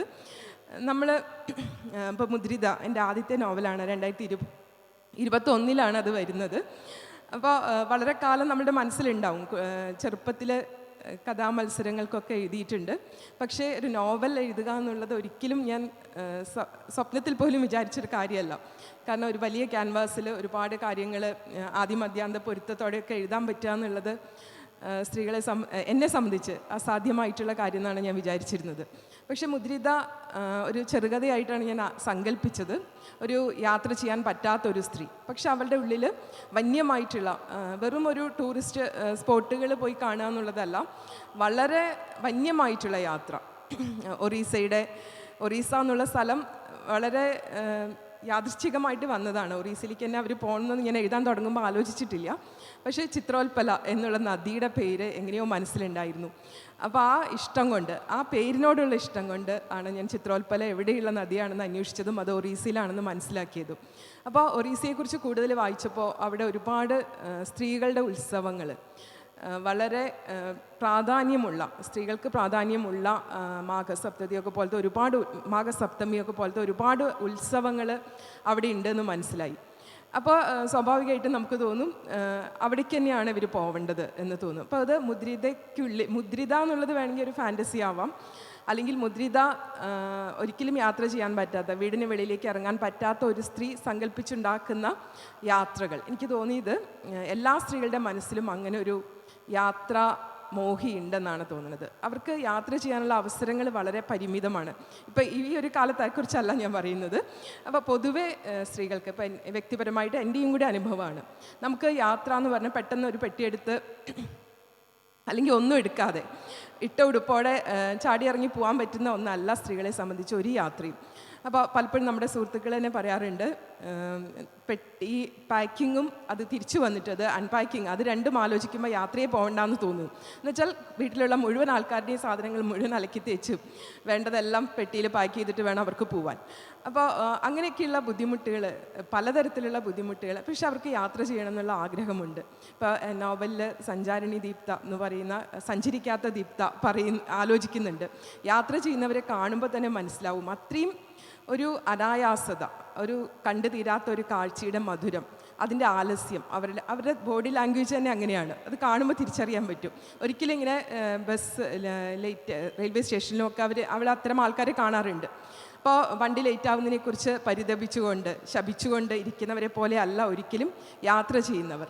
അപ്പോൾ അങ്ങനെ യാത്ര ചെയ്യുക, ഇരുന്നിടത്ത് തന്നെ ഇരുന്ന് പൂതലിച്ചു പോവാതെ യാത്ര ചെയ്തുകൊണ്ടേ ഇരിക്കുക, സ്വയം പുതുക്കുക, അത്തരമൊരു ആഗ്രഹം എല്ലാ സ്ത്രീകളുടെ മനസ്സിലുണ്ടെന്നാണ് എനിക്ക് തോന്നിയിട്ടുള്ളത്. ഇപ്പോൾ ഈ മുദ്രിത വായിച്ചതിന് ശേഷം പല സ്ത്രീകളും പറഞ്ഞിട്ടുണ്ട്, ഒറ്റയ്ക്ക് എൻ്റെ അടുത്ത് വന്ന് പറഞ്ഞിട്ടുണ്ട്, ഒറ്റയ്ക്ക് യാത്ര പോകാൻ തീരുമാനിച്ചതിനെക്കുറിച്ച്, സ്ത്രീകൾ സംഘമായിട്ട് യാത്ര പോയതിനെക്കുറിച്ചൊക്കെ മുദ്രിതയുടെ പ്രേരണയിൽ എന്ന് തന്നെ പറഞ്ഞിട്ടുണ്ട്. മുമ്പും പോകാറുണ്ടാവും, പക്ഷേ ഇത് വായിച്ചിട്ടാണ് ഞങ്ങൾക്ക് സ്ത്രീകൾക്ക് മാത്രമായിട്ടൊരു യാത്ര പോകണമെന്ന് തോന്നിയത്, അങ്ങനെ ഒരു ട്രിപ്പ് നടത്തിയത് എന്നൊക്കെ പലരും വന്ന് മെസ്സഞ്ചറിലൊക്കെ വന്ന് സംസാരിക്കുമ്പോൾ, നേരിൽ കാണുമ്പോൾ പറയാറുണ്ട്. അപ്പോൾ അത് ഭയങ്കര ഒരു സന്തോഷമാണ്. അപ്പോൾ എനിക്ക് ഈ കഥാപാത്രങ്ങളുടെ കുറിച്ച് തോന്നിയിട്ടുള്ളത്, എനിക്കൊരു സ്ത്രീ ആയതുകൊണ്ട് സ്ത്രീകളെ കൂടുതൽ മനസ്സിലാവും എന്നാണ് തോന്നുന്നത്. അപ്പോൾ നമ്മൾ മനഃപൂർവ്വം ഈ ഒരു സ്ത്രീയെക്കുറിച്ച് ഇങ്ങനെയൊക്കെ എഴുതാം എന്ന് വിചാരിച്ച് തുടങ്ങുന്നതല്ല. എനിക്ക് തോന്നിയിട്ടുള്ളത്, അതൊരു കംഫർട്ട് സോണാണ്, ഞാൻ എപ്പോഴും പറയാറുണ്ട്. ഒരു സ്ത്രീ ആയതുകൊണ്ട് കുറച്ചുകൂടി എനിക്ക് അവരുടെ ചിന്തകൾ മനസ്സിലാക്കാൻ പറ്റും. ഇങ്ങനെയൊക്കെ ആയിരിക്കാം. എപ്പോഴും നമ്മൾ പുരുഷന്മാർ സൃഷ്ടിച്ചിട്ടുള്ള സ്ത്രീകൾ ശരിക്കുള്ളതല്ല എന്നല്ല ഞാൻ പറയുന്നത്, പക്ഷെ അവരെപ്പോഴും ഒരു കാഴ്ചക്കാരെ പോലെയാണ് സ്ത്രീകളുടെ മനസ്സും സ്ത്രീകളെയും കാണുന്നത്. അപ്പോൾ മാറി നിന്ന് കാണുകയാണ് ചെയ്യുന്നത്. അപ്പോൾ എനിക്കൊരു സ്ത്രീ ആയതുകൊണ്ട് അവരുടെ ഉള്ളിലേക്കും മനസ്സിലേക്കും ഒക്കെ കുറച്ചും കൂടി കടന്നു ചെല്ലാൻ സാധിച്ചേക്കും. ഇത്തരം സാഹചര്യങ്ങളിൽ എപ്പോഴും എനിക്ക് എപ്പോഴും എൻ്റെ അടുത്ത് പലരും ചോദിച്ചിട്ടുള്ളൊരു കാര്യമാണ് സ്ത്രീകൾക്കിടയിലെ വിദ്വേഷം, അവർക്കിടയിലുള്ള അസൂയ, അത്തരം കാര്യങ്ങൾ. വെച്ചാൽ സ്ത്രീകൾ തമ്മിൽ ഭയങ്കര സുഹൃത്ത് ബന്ധമാണ്, അവർ ഭയങ്കര അമ്മ, സഹോദരി, അങ്ങനത്തെയൊക്കെ റോളുകളിൽ സ്ത്രീകൾ വളരെ ത്യാഗിനികളാണ്. അപ്പോൾ അങ്ങനെയല്ല, അവർ യഥാർത്ഥത്തിൽ അങ്ങനെയല്ല എന്ന് തന്നെയാണ് എനിക്ക് തോന്നുന്നത്. ഒരു സ്ത്രീ എന്നുള്ള നിലയിൽ അമ്മ, അങ്ങനെ എല്ലാ രീതിയിലും എനിക്കത് പറയാൻ പറ്റും. അവരുടെ ഉള്ളിലും ഇത്തരം വികാരങ്ങളുണ്ട്. അപ്പോൾ സ്ത്രീകൾക്കിടയിൽ ഉള്ള നീരസം, അവർക്കിടയിലുള്ള സ്നേഹം, അതൊക്കെ വളരെ വ്യക്തമായിട്ട് ഒരു സ്ത്രീ എന്നുള്ള നിലയിൽ കൂടുതലായിട്ട് അറിയാൻ പറ്റും, അനുഭവിച്ച് തന്നെ അറിയാൻ പറ്റും എന്നാണ് തോന്നുന്നത്. ഈ കഥാപാത്രങ്ങളൊന്നും എൻ്റെ മുൻപിൽ അവർക്കൊന്നും മാതൃകകളില്ല, പക്ഷേ അവരുടെ ഏതെങ്കിലുമൊക്കെ അംശങ്ങൾ ഏതെങ്കിലുമൊക്കെ ആയിട്ട് എനിക്ക് അവർ പരിചയമുണ്ട്. അപ്പോൾ അവരെക്കുറിച്ച് എഴുതുമ്പോൾ അവർ ഇത്തരം സന്ദർഭങ്ങളിൽ ഇങ്ങനെയൊക്കെ ആയിരിക്കും ചിന്തിക്കുക എന്ന് ഞാൻ ആലോചിക്കുകയാണ് ചെയ്യുന്നത്, അത് എഴുതുകയാണ് ചെയ്യുന്നത്. സോണിയ റഫീഖിൻ്റെ ഒരു നോവലിലാണ്, പെൺകുട്ടികളുടെ വീട് എന്നുള്ള നോവലിലാണ് പറയുന്നത്, ലോകത്ത് എല്ലാ മനുഷ്യർക്കും ഒരു ഭാഷ മതിയായിരുന്നു എന്ന് പറയുന്നുണ്ട്. അപ്പോൾ പക്ഷികൾക്കും മൃഗങ്ങൾക്കും ഒക്കെ എല്ലായിടത്തും ലോകം മുഴുവൻ ഒരേ ഭാഷയാണ്, അതേപോലെ മനുഷ്യർക്കും ഒരു ഭാഷ മതിയായിരുന്നു എന്നൊരു കഥാപാത്രം ആലോചിക്കുന്നുണ്ട്. അപ്പോൾ എനിക്ക് തോന്നിയിട്ടുള്ളത്, ലോകത്ത് എല്ലായിടത്തും സ്ത്രീകൾക്ക് ഒരു ഭാഷയാണുള്ളത്. അവരനുഭവിക്കുന്ന ദുരന്തങ്ങൾക്കും ദുരിതങ്ങൾക്കും സന്തോഷങ്ങൾക്കും ഒക്കെ സമാനതകളുണ്ട്. അപ്പോൾ സ്വാഭാവികമായിട്ടും എവിടെയുള്ള സ്ത്രീയെക്കുറിച്ച് എഴുതുമ്പോഴും അതിൽ എൻ്റെയും കൂടെ അംശമുണ്ട്. ഞാനും കൂടെ ആലോചിക്കുന്നതും ചിന്തിക്കുന്നതും ഒക്കെ തന്നെയാണ് അവരും ആലോചിക്കുന്നത്. അപ്പോൾ അതുകൊണ്ട് തന്നെ അത് പകർത്തുക എന്നുള്ളത് എന്നെ സംബന്ധിച്ച് വളരെ എളുപ്പമായിട്ട് എനിക്ക് തോന്നാറുണ്ട്. അപ്പോൾ സ്ത്രീകളുടെ മനസ്സിലൂടെയുള്ള സഞ്ചാരം എനിക്ക് വളരെ ഇഷ്ടമാണ്. സമയം കഴിഞ്ഞിട്ടില്ല. ചിലപ്പോൾ ഈ ചില ആളുകൾ പറയുന്നത് ഞാൻ കേട്ടിട്ടുണ്ട്, പെണ്ണുങ്ങൾ എന്താ എഴുതുക, മാധവിക്കുട്ടിക്ക് ശേഷം മാധവിക്കുട്ടി എല്ലാം എഴുതിയിട്ടുണ്ടല്ലോ, അതിനുശേഷം പുതിയ പെണ്ണുങ്ങൾ എന്താ എഴുതുന്നത് എന്ന് ഞാൻ ചോദ്യം നേരിട്ട് കേട്ടിട്ടുണ്ട്. കുറച്ച് പ്രേമം, കുറച്ച് വാട്സാപ്പ്, ഒരു കാമുകൻ, അങ്ങനത്തെ കാര്യങ്ങളൊക്കെ അല്ലാതെ, അവിഹിതം, അത്തരം കാര്യങ്ങളല്ലാതെ പെണ്ണുങ്ങൾക്ക് എന്താ എഴുതാനുള്ളത് എന്ന് ചോദിക്കാം. പക്ഷെ ഒരു പുരുഷൻ്റെ എഴുത്തിനെക്കുറിച്ച് ഇങ്ങനത്തെ ചോദ്യം ഉണ്ടാവില്ല. ബഷീറെല്ലാം എഴുതിയിട്ടുണ്ടല്ലോ, തകഴിയെല്ലാം എഴുതിയിട്ടുണ്ടല്ലോ, പിന്നെ നിങ്ങൾ എന്താ എഴുതുന്നതെന്നുള്ളൊരു ചോദ്യം ഒരിക്കലും ഉണ്ടാവില്ല. അപ്പോൾ എനിക്ക് തോന്നുന്നത്, ഞാനൊരു സ്ത്രീപക്ഷം പറയല്ല, പക്ഷെ അതൊക്കെ വളരെ സ്വാഭാവികമായിട്ട് നമ്മളുടെ ചിന്തകളിൽ തന്നെയുള്ളൊരു കാര്യമാണ്. അപ്പോൾ അതിനെയൊക്കെ അതിജീവിക്കുക, മറികടക്കുക, അതിനെ പ്രതിരോധിക്കുക എന്നുള്ളത് സ്ത്രീകളെ സംബന്ധിച്ച്, അതാണ് ഞാൻ ആദ്യം പറഞ്ഞത്, എഴുത്ത് തന്നെ അവളെ സംബന്ധിച്ച് കൂടുതൽ അധ്വാനമാണ്. ഏറ്റവും നല്ല സമയമൊന്നും എഴുതാൻ കിട്ടിയെന്ന് വരില്ല. ഏറ്റവും നല്ല ആദ്യം തന്നെ ഇതിൻ്റെ ഡ്രാഫ്റ്റും ഇതൊന്നും വായിച്ച് കറക്ഷനും അത്തരം കാര്യങ്ങളൊന്നും നിർദ്ദേശിക്കാനുള്ള ഏറ്റവും നല്ല വായനക്കാരെ, സുഹൃത്തുക്കളെയൊന്നും ആദ്യം കിട്ടിയെന്ന് വരില്ല. പലപ്പോഴും പ്രസാധകരായിരിക്കും, എഡിറ്ററായിരിക്കും ആദ്യം അവളുടെ എഴുത്ത് വായിക്കുന്നത്. മിക്കവാറും എൻ്റെ കാര്യത്തിൽ അങ്ങനെയാണ്. അപ്പോൾ അത്തരം തിരുത്തലുകളും വിലയിരുത്തലുകളും ഒന്നും ഇല്ലാതെയാണ് നമ്മൾ വായനക്കാരുടെ മുമ്പിലേക്ക് വരുന്നത്. അപ്പോൾ ഒരുപാട് പ്രതിസന്ധികളുണ്ട്. എഴുത്തുകാരിയാവുക എന്നുള്ളതും പ്രതിസന്ധിയാണ്. എഴുതിയത്, ആ സൃഷ്ടി, അത് എങ്ങനെ വായിക്കപ്പെടുന്നു, എങ്ങനെ വിലയിരുത്തപ്പെടുന്നു, അതും പ്രധാനപ്പെട്ടതാണ്. അപ്പോൾ എനിക്ക് ഞാൻ ആദ്യം പറഞ്ഞു തുടങ്ങിയത് അതാണ്. സ്ത്രീകൾ, മാധവിക്കുട്ടി എല്ലാം എഴുതി കഴിഞ്ഞു, ഈ പുതിയ പെണ്ണുങ്ങൾക്ക് ഒന്നും എഴുതാനില്ല, അല്ലെങ്കിൽ അവരെ അനുകരിക്കുകയാണെന്നൊക്കെയുള്ള ആരോപണങ്ങളെ വളരെ ക്രിയാത്മകമായിട്ട് സ്ത്രീകൾ മറികടക്കുന്നുണ്ട്. അതിൻ്റെ തെളിവാണ് ഇപ്പോൾ ഇവിടെ ഇരിക്കുന്ന 3 സ്ത്രീകളും തന്നെ ഞാൻ വിചാരിക്കുന്നു. മലയാളത്തിലെ നോവലിൻ്റെ പുതിയ മുഖം എന്ന് പറയുന്നത് എല്ലാ മേഖലകളിലേക്കും സ്ത്രീകൾ വളരെ ശക്തമായിട്ട് കടന്നു വരുന്നുണ്ട്. എഴുത്തിൻ്റെ മേഖലകളിൽ ഇപ്പോൾ പ്രാദേശികമായിട്ടുള്ള സംസ്കൃതി, വല്ലി പോലത്തെ നോവലുകൾ, അതേപോലെ തന്നെ അവിടെ നിന്നുകൊണ്ട് തന്നെ ഗ്ലോബലായിട്ടുള്ള ഇഷ്യൂസ് ചർച്ച ചെയ്യാൻ പറ്റുന്നുണ്ട്. വലിയ പാരിസ്ഥിതിക പ്രശ്നങ്ങളും ഒക്കെ ലോകം മുഴുവനുള്ള പ്രശ്നങ്ങളാണ്. പക്ഷേ ഈ വയനാടിൻ്റെ ഒരു പശ്ചാത്തലത്തിൽ നിന്നുകൊണ്ട് അത്തരം കാര്യങ്ങളെക്കുറിച്ച് പറയാൻ പറ്റുന്നു. അതേപോലെ അപരിചിതമായിട്ടുള്ള ഭൂമികകളിലേക്ക് വളരെ സധൈര്യം സ്ത്രീകളുടെ എഴുത്ത് കടന്നു ചെല്ലുന്നുണ്ട്. സിൻ പോലത്തെ നോവലുകൾ, ആ നദിയോട് പേര് ചോദിക്കുക, അതൊക്കെ ഉദാഹരണമാണ്. അപ്പോൾ മലയാളത്തിലെ ഏറ്റവും ശക്തമായിട്ടുള്ള എഴുത്തിൻ്റെ ഒരു മുഖം എന്ന് പറയുന്നത് ഞാൻ സ്ത്രീകളുടെ തന്നെയാണെന്നാണ് എൻ്റെ ഒരു, നിങ്ങളുടെ ഒന്നും എഴുത്തിനെ മോശമായിട്ട് പറയുന്നതല്ല, പക്ഷെ മുൻപില്ലാത്ത വിധം സ്ത്രീകളുടെ എഴുത്ത് വളരെ അതിശക്തമായിട്ട് വരുന്നുണ്ട്. വ്യത്യസ്തമായിട്ടുള്ള അനുഭവ തലങ്ങൾ അത് ആവിഷ്കരിക്കുന്നുണ്ട്. എനിക്ക് തോന്നുന്നു നല്ല രീതിയിലുള്ള വായന മാത്രമാണ് ഇനി ശരിക്കും ആവശ്യമുള്ളത്. ആ പെണ്ണുങ്ങളുടെ എഴുത്ത് എന്നുള്ള ഒരു രീതിയിൽ മാറ്റി നിർത്താതെ, തരം താഴ്ത്താതെ അതിനെ കൃത്യമായിട്ട് വായിക്കുക, പിന്തുടരുക. ശരിക്കും നിങ്ങളെ വിസ്മയിപ്പിക്കുന്ന അനുഭവ ലോകം ആ നോവലുകളിലുണ്ട് എന്നുള്ളത് എനിക്ക്, എൻ്റെ നോവലുകൾ ഒഴിവാക്കിയാൽ തന്നെ എനിക്ക് മറ്റു നോവലുകൾ വെച്ചിട്ട് തീർച്ചയായിട്ടും പറയാൻ പറ്റും. അത് വളരെ ഒരുപാട് സന്തോഷമുള്ള കാര്യമാണ് ഒരു സ്ത്രീ എന്നുള്ള നിലയിൽ. എന്നെ സംബന്ധിച്ച് ഞാൻ വളരെ വൈകി എഴുത്തിൽ വന്ന ആളാണ്. കുറച്ച് സമയം 3-4 വർഷമേ ആയിട്ടുള്ളൂ, 4ാമത്തെ വർഷമാണെന്ന് വേണമെങ്കിൽ പറയാം.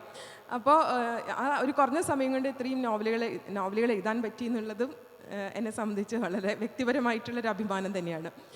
അത് വായിക്കപ്പെടുന്നു, കുറച്ച് പേരെങ്കിലും അത് വായിക്കുന്നു, അത് ചർച്ച ചെയ്യുന്നു എന്നുള്ളതും സന്തോഷകരമായിട്ട് തന്നെ കാണുന്നു.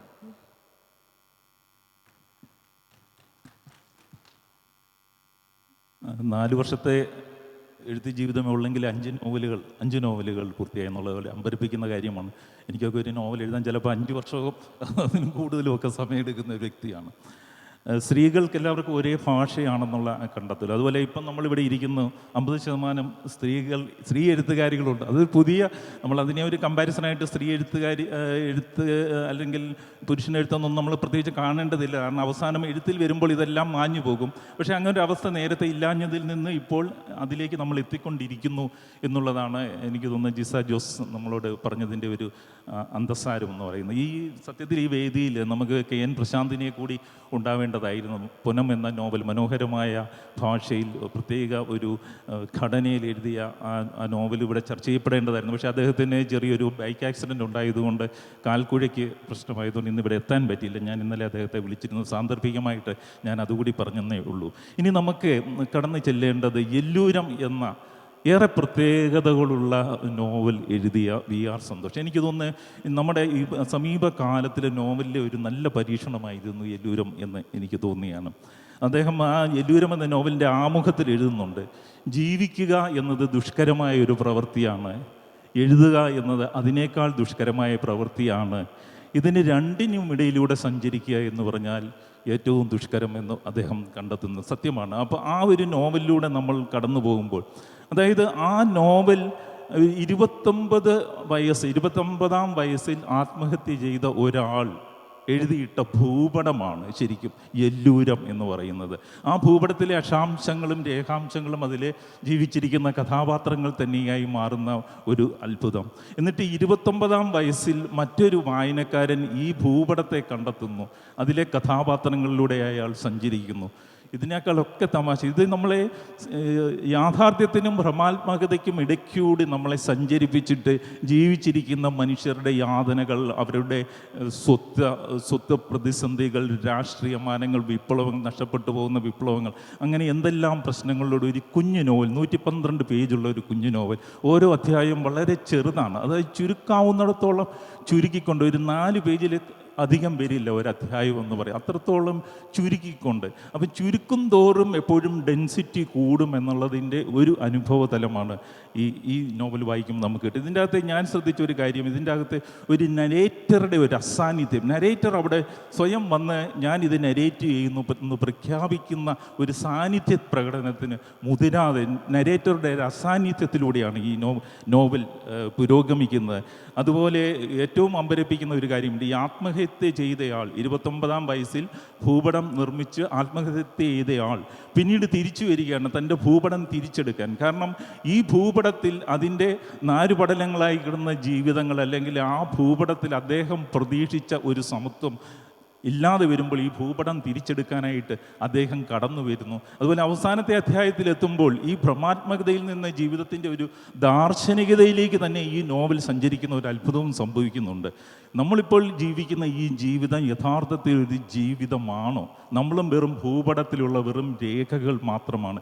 ഏത് നിമിഷവും അപ്രത്യക്ഷമാകാവുന്ന ചില രേഖകൾ മാത്രമാണ്. ഇതിൻ്റെ പിന്നിലുള്ള ഒരു സൃഷ്ടാവ് എന്ന് പറയുന്നത് എന്താ? ആ സൃഷ്ടാവ് ഏത് നേരവും ഇതിനെ പിൻവലിക്കും. അപ്പോൾ ഈ അസ്തിത്വം ഇല്ലാതായി തീരും. എല്ലൂരം തന്നെ ഈ ഭൂപടത്തിൽ നിന്ന് അപ്രത്യക്ഷമായി തീരുന്ന ഒരു അവസ്ഥയിലേക്ക് എത്തിച്ചുകൊണ്ടാണ് ആ നോവൽ എത്തുന്നത്.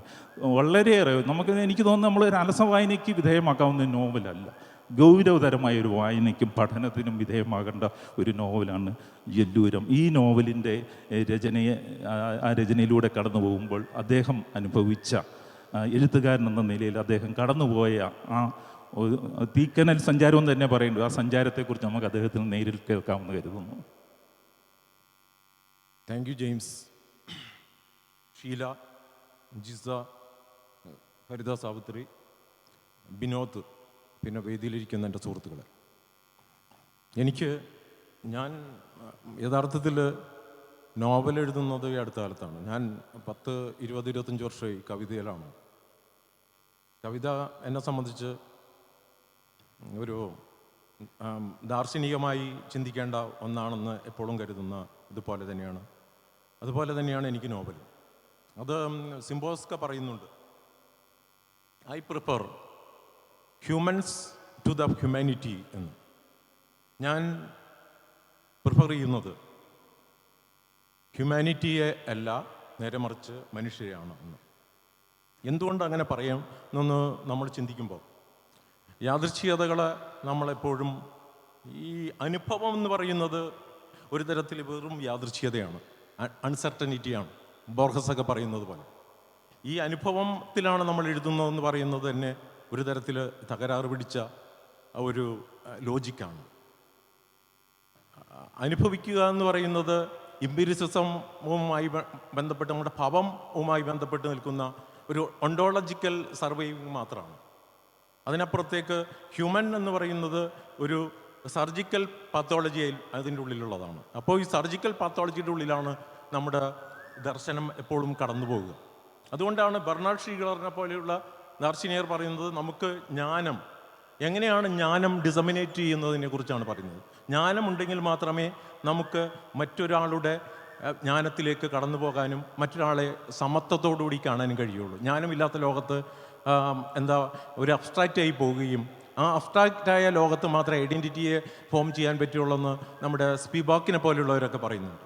ഐഡൻറ്റിറ്റി ഫോം ചെയ്യുന്നത് എപ്പോഴും യഥാർത്ഥത്തിലെ ഐഡൻറ്റിറ്റി ആയിട്ട് നിലനിൽക്കാൻ പറ്റുന്ന അബ്സ്ട്രാക്റ്റായ ഒരു ദേശീയതയ്ക്കുള്ളിലാണെന്ന് അവരെല്ലാവരും പറയുന്നുണ്ട്. അതേപോലെ നമ്മൾ ദർശിക്കപ്പെടുന്ന ലോകത്ത് എപ്പോഴും നമ്മുടെ ഒരു ഭാഷ ഒരിക്കൽ പോലും ദർശിക്കപ്പെടുന്ന ലോകത്തിൻ്റെതായ ഭാഷയാകാൻ പാടില്ല എന്നും വിശ്വസിക്കുന്ന ഒരാളാണ്. അതുകൊണ്ട് ഞാൻ ഏറ്റവും കൂടുതൽ ഈ മലയാളത്തിൽ ഇഷ്ടപ്പെടുന്ന എഴുത്തുകാർ ഒ.വി. വിജയൻ, പിന്നെ നമ്മുടെ ആനന്ദ്, പിന്നെ പട്ടത്തുള്ള കരുണാകരൻ, പിന്നെ ബി.പി. ശിവകുമാർ, അതുപോലെയുള്ള ദാർശനിക മണ്ഡലങ്ങളെ എടുത്ത് പ്രയോഗിക്കാൻ കഴിയുന്ന അവരെയാണ്. അതുപോലെ എനിക്ക് ഇംഗ്ലീഷിലും യൂറോപ്യൻ എഴുത്തുകാരിൽ അലാഹ കാർപ്പൻറ്റിയർ, ലാറ്റിൻ അമേരിക്കക്കാരനായ അലാഹ കാർപ്പൻറ്റിയർ, ഇപ്പോഴൊക്കെ നമ്മൾ വായിക്കേണ്ട ഒരു പുസ്തകമാണ് റീസൺ ഓഫ് സ്റ്റേറ്റ് എന്ന് പറയുന്ന പുസ്തകം.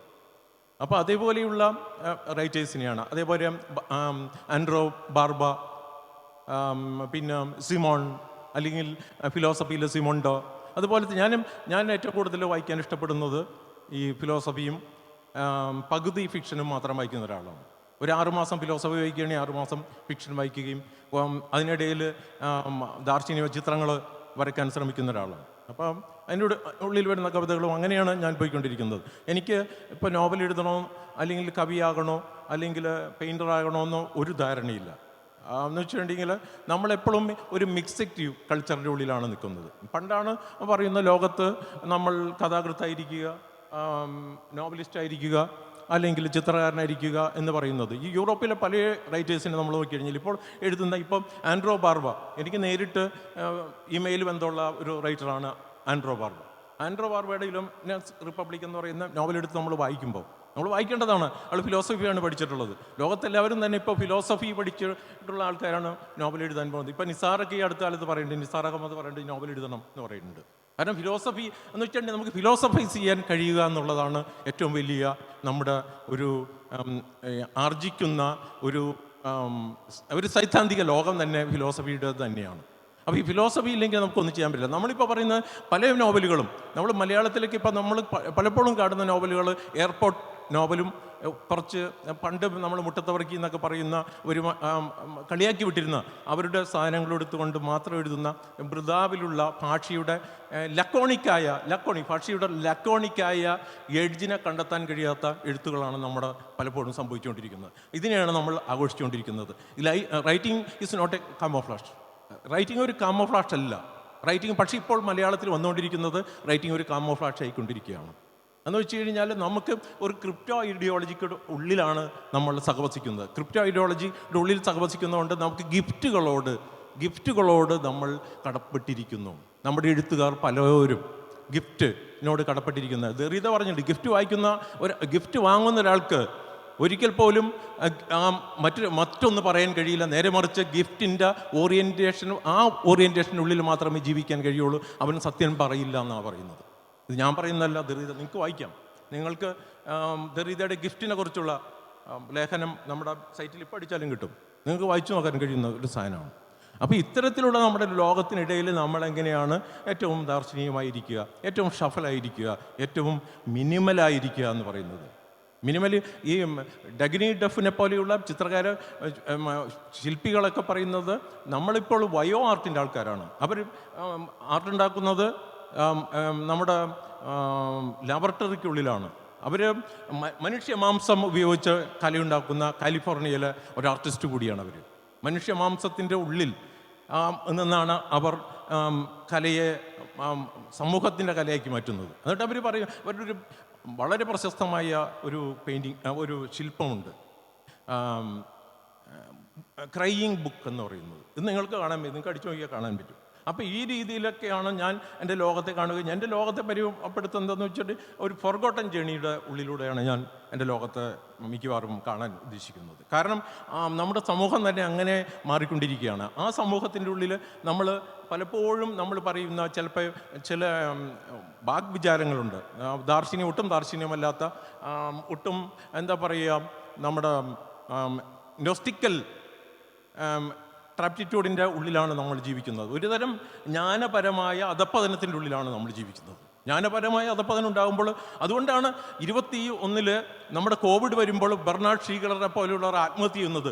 അവർക്ക് വിദ്യാർത്ഥികൾക്ക് അവരുടെ വിദ്യാലയങ്ങളിലേക്ക് പോകാൻ കഴിയില്ല. അതുപോലെ ജ്ഞാനത്തിൻ്റെ വികാസം നടക്കില്ല എന്ന് പറഞ്ഞുകൊണ്ടാണ് അദ്ദേഹം ആത്മഹത്യ ചെയ്യുന്നത്. വിജ്ഞാനത്തിൻ്റെ മണ്ഡലത്തിൻ്റെ ഉള്ളിൽ നിന്നുകൊണ്ട് മാത്രമേ ഏതൊരു എഴുത്തുകാരനും ഇനി മുന്നോട്ട് പോകാൻ കഴിയുള്ളൂ. അല്ല നമ്മളെല്ലാം ഫിക്ഷൻ പറഞ്ഞുകൊണ്ടിരിക്കുക എന്ന് പറയുന്നത്. ഫിക്ഷൻ എന്ന് പറയുന്നത് ഒരു ഡിസ്റ്റോപ്പിയാണ്. നമ്മുടെ ഡിസ്റ്റോപ്പിയക്കുള്ളിൽ നിന്നുകൊണ്ട് നമുക്ക് ഫിക്ഷൻ പറയാൻ കഴിയുക എന്ന് പറയുന്നത് അസാധ്യമായിക്കൊണ്ടിരിക്കുന്ന ഒരു ലോകമാണ്. ആ ലോകത്തിനുള്ളിൽ നമ്മൾ ലിറ്റിൽ മാൻ, ഒരു വിൽഹം റീഹൊക്കെ പറയുന്ന പോലെ ഒരു ലിറ്റിൽ മാൻ ആയിക്കൊണ്ടിരിക്കുന്ന ഒരു ലോകമാണ്. അത്തരമുള്ള ഒരു ലോകത്തിൻ്റെ ഉള്ളിൽ നിന്നുകൊണ്ട് നമ്മൾ എന്താണ് ചിന്തിക്കേണ്ടത്? എന്താണ് സർഗാത്മകത എന്ന് പറയുന്നത്? നമ്മുടെ ഓർമ്മകൾ മരിക്കുമ്പോൾ, നമ്മുടെ എല്ലാ തരത്തിലുള്ള ഓർമ്മകളും ഭൂമിയിൽ നിന്ന് വിട്ടുപോകുമ്പോൾ നമുക്ക് എന്താണ് സർഗാത്മകത ഉണ്ടാകുക? ഞാൻ സർഗാത്മകത എന്ന് പറയാൻ അതുകൊണ്ട് ആഗ്രഹിക്കുന്നില്ല, കൺസ്ട്രക്ഷൻ എന്ന് പറയാനാണ് ആഗ്രഹിക്കുന്നത്. ഇപ്പോൾ ചെയ്തുകൊണ്ടിരിക്കുന്ന എല്ലാ പ്രവൃത്തികളും കൺസ്ട്രക്ഷനാണ്, നിർമ്മിതികൾ മാത്രമാണ്. ഇവിടെ ഇരിക്കുന്ന എഴുത്തുകാരെന്ന് പറയുന്നവരെല്ലാം നിർമ്മിതിയുടെയും അല്ലെങ്കിൽ വായനക്കാരെന്ന് പറയുന്നത് നിർമ്മിതിയുടെ ഉള്ളിൽ നിൽക്കുന്നതാണ്. ജെമിനിയെ പോലെയല്ല, AI ജെമിനിയെ പോലെയുള്ള വികാസം പ്രാപിക്കുന്ന ഒരു കാലഘട്ടത്തിൽ നമ്മൾ എന്താണ് എഴുതാൻ പോകുന്നത്, എന്താണ് നമ്മൾ ചെയ്യാൻ പോകുന്നത്. നമ്മുടെ നിർമ്മിതിയുടെ ചില സവിശേഷമായ ഘടനകൾ വെച്ചുകൊണ്ട് മാത്രമേ നമുക്ക് മുന്നോട്ട് പോകാൻ കഴിയൂ. ഞാൻ എൻ്റെ നോവലിനെ കുറിച്ച് ഇനി പറയാം.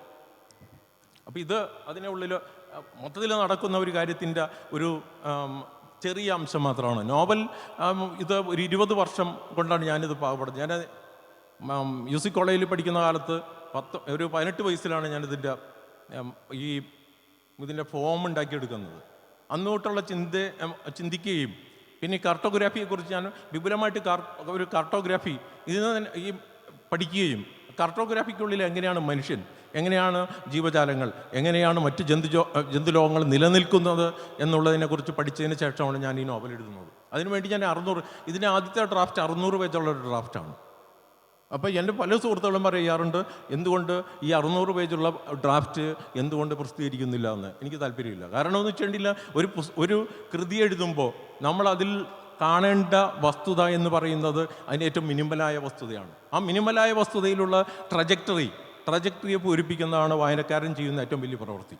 മലയാളത്തിൽ നമ്മൾ പറയുന്ന നല്ല വായനക്കാർ എന്ന് പറയുന്നത് മലയാളത്തിൽ ഈ സാഹിത്യം പഠിക്കുന്നവരല്ല എന്ന് മനസ്സിലാക്കി എനിക്ക് ഈ കുറച്ച് ഇടയെ കൊണ്ട് ഞാൻ കൃത്യമായിട്ട് മനസ്സിലായി. എൻ്റെ ചെറിയ സുഹൃത്തെന്ന് വെച്ചിട്ടുണ്ടെങ്കിൽ 10-25 വയസ്സുള്ള സുഹൃത്തുക്കളൊക്കെ ടെക്നോളജിയുമായി ബന്ധപ്പെട്ട ടെക്നോ സർവീസാണ്. ഈ പുറത്തുള്ള ഹൈദരാബാദിൽ, ഡൽഹി, ബോംബെ, IIT, പിന്നെ പുറത്ത് അമേരിക്ക, ഇവരെല്ലാം തന്നെ എനിക്ക് ചില പുസ്തകങ്ങളെക്കുറിച്ച് അവർ പറഞ്ഞ് എനിക്ക് തരാറുണ്ട്. അത്രമാത്രമായിരുന്നു വെച്ചാൽ മലയാളം എന്ന് പറയുന്നത്, സാഹിത്യം എന്ന് പറയുന്നതിൻ്റെ ഉള്ളിൽ ചട്ടക്കൂടിനുള്ളിൽ ഒരു ജോമെട്രിക്കൽ ഫോമിനുള്ളിൽ സിമെട്രിയുടെ ഉള്ളിൽ മാത്രം ജീവിക്കുന്നവർക്ക് ഇന്നത്തെ കാലത്ത് പരിചയപ്പെടാൻ കഴിയില്ല. അത്രമാത്രം മാറിയിരിക്കുന്നു. അപ്പോൾ ഈ നോവൽ എന്ന് വെച്ചിട്ടുണ്ടെങ്കിൽ ഈ നോവലിലേക്ക് വരുമ്പോൾ ഞാൻ മിക്കവാറും എനിക്ക് ഇതിന് ധാരാളം റെഫറൻസുകളുണ്ട്. ജൂലിയോ കോർത്തസാറിനെ പോലെയുള്ള റൈറ്റർ, കൊച്ചു കോപ്പ് എഴുതിയിട്ടുള്ള ജൂലിയോ കോർത്തസാറ്, പിന്നെ അലാഹെ കാർപ്പൻറ്റിയർ, പിന്നെ അങ്ങനെ പിന്നെ പിഞ്ചൻ, അങ്ങനെ പല റെഫറൻസുകളുടെ ഉള്ളിലൂടെയാണ് ഞാനിത് ഈ നോവലിലേക്ക് ഞാൻ വരുന്നത്. അതുകൊണ്ട് എനിക്കെന്ന് വെച്ചിട്ടുണ്ടെങ്കിൽ ഇതിലൊരു നിശ്ചിതമായിട്ട് അതിൻ്റെ ഉള്ളിലുള്ളൊരു ഈ 29 വയസ്സുകാരൻ എന്ന് പറയുന്ന ഈ ആത്മഹത്യ ചെയ്യുന്നവൻ അതിൽ കാർട്ടോഗ്രാഫറുണ്ട്. നോവൽ വായിക്കുകയും കാർട്ടോഗ്രാഫർ 29 വയസ്സിൽ മരിക്കുന്ന കാർട്ടോഗ്രാഫർ ഒരു പ്രാവശ്യം മാത്രം ചിരിച്ചിട്ടുള്ളൂ. നമ്മുടെ മനുഷ്യർ എത്ര പ്രാവശ്യം ചിരിക്കുന്നു എന്നല്ല, യഥാർത്ഥത്തിൽ മനുഷ്യർ എപ്പോഴാണ് ചിരിക്കുന്നത് എന്ന് ചിന്തിക്കുന്നതിനെക്കുറിച്ച് ടേസ്റ്റ് എന്ന പുസ്തകത്തിൽ അഗമൻ പറയുന്നുണ്ട്. സാപ്പിയൻ്റെ ടേസ്റ്റ് എന്ന് പറയുന്നത് ഒരു നിർജീവമായ അവസ്ഥയിൽ അവൻ രുചിയെ കണ്ടെത്തുമ്പോഴാണ് ടേസ്റ്റ് ഉണ്ടാകുന്നതെന്ന് ജോർജിയ അഗമൻ പറയുന്ന ഒരു വസ്തുതയുണ്ട്. അപ്പോൾ ഈ രീതിയിലെല്ലാം തന്നെ ഞാൻ ധാരാളം ഡ്രാഫ്റ്റുകൾ എടുത്തുകൊണ്ട് എഴുതിയ ഒരു നോവലാണത്. പക്ഷേ ഇത് പലരും വിചാരിക്കുന്നത് ഒരു ഗ്രാമത്തിൻ്റെ കഥയാണ്, അല്ലെങ്കിൽ മറ്റ് തരത്തിൽ ഇത് ഒരു 29 വയസ്സുകാരൻ്റെ ഒരു ആത്മഹത്യയാണ് എന്നെല്ലാം പറയുന്നുണ്ട്. ഇപ്പോൾ ഇവിടെ എനിക്ക് ഒരു സ്നേഹവും ബഹുമാനവും തോന്നിയത് BJ ജെയിംസിനോടാണ്. ജെയിംസ് അതിൻ്റെ ഒരു കോറിലേക്ക് ജെയിംസിന് എത്താൻ കഴിഞ്ഞു എന്നുള്ള ഒരു വസ്തുത കൂടി ഇവിടെ ഞാൻ സ്മരിക്കുകയും സ്നേഹത്തോടെ ജെയിംസിനോട് ആ താല്പര്യം പറയുകയും ചെയ്യുകയാണ്. അപ്പോൾ എന്ന് വെച്ചിട്ടുണ്ടെങ്കിൽ ഇതിൻ്റെ ഉള്ളിലേക്ക് പോകുമ്പോൾ മനുഷ്യൻ എന്ന് പറയുന്നത് മിക്കവാറും ഒരു നിമിഷത്തിൽ അവനില്ലാതെയാകാം, പ്രപഞ്ചത്തിൻ്റെ ഉള്ളിലേക്ക് പോകാം. അതേപോലെ കാസ്റ്റിൻ്റെ അനിഹിലേഷനിലൂടെ മാത്രമാണ്. ഇപ്പം അംബേദ്കറിനെ പോലുള്ളവർ പറയുന്നുണ്ട്, ആ നോവൽ അവസാനിക്കുന്ന കാസ്റ്റിൻ്റെ അനിഹിലേഷൻ എന്ന് പറയുന്ന അനിഹിലേഷൻ്റെ പുസ്തകത്തിൻ്റെ ഒരു പേജ് ജലപ്പരപ്പിൽ കടന്നു ഇങ്ങനെ അലയടിച്ചാണ് ആ നോവലിനെ അവസാനിക്കുന്നത്. അപ്പോൾ ഈ രീതിയിലെല്ലാം അതിൽ ധാരാളം റെഫറൻസ് പോയിന്റുകളിലൂടെ കടന്നു പോകുമ്പോൾ നമുക്ക് അത്തരത്തിലുള്ള നോവലുകളോട് താല്പര്യമില്ലായ്മ വളരെ ഇതുണ്ട്. നമ്മുടെ മനസ്സിപ്പോഴും വണ്ടിപ്പറമ്പന്മാർ നമ്മളൊരിക്കലും വായിക്കില്ല.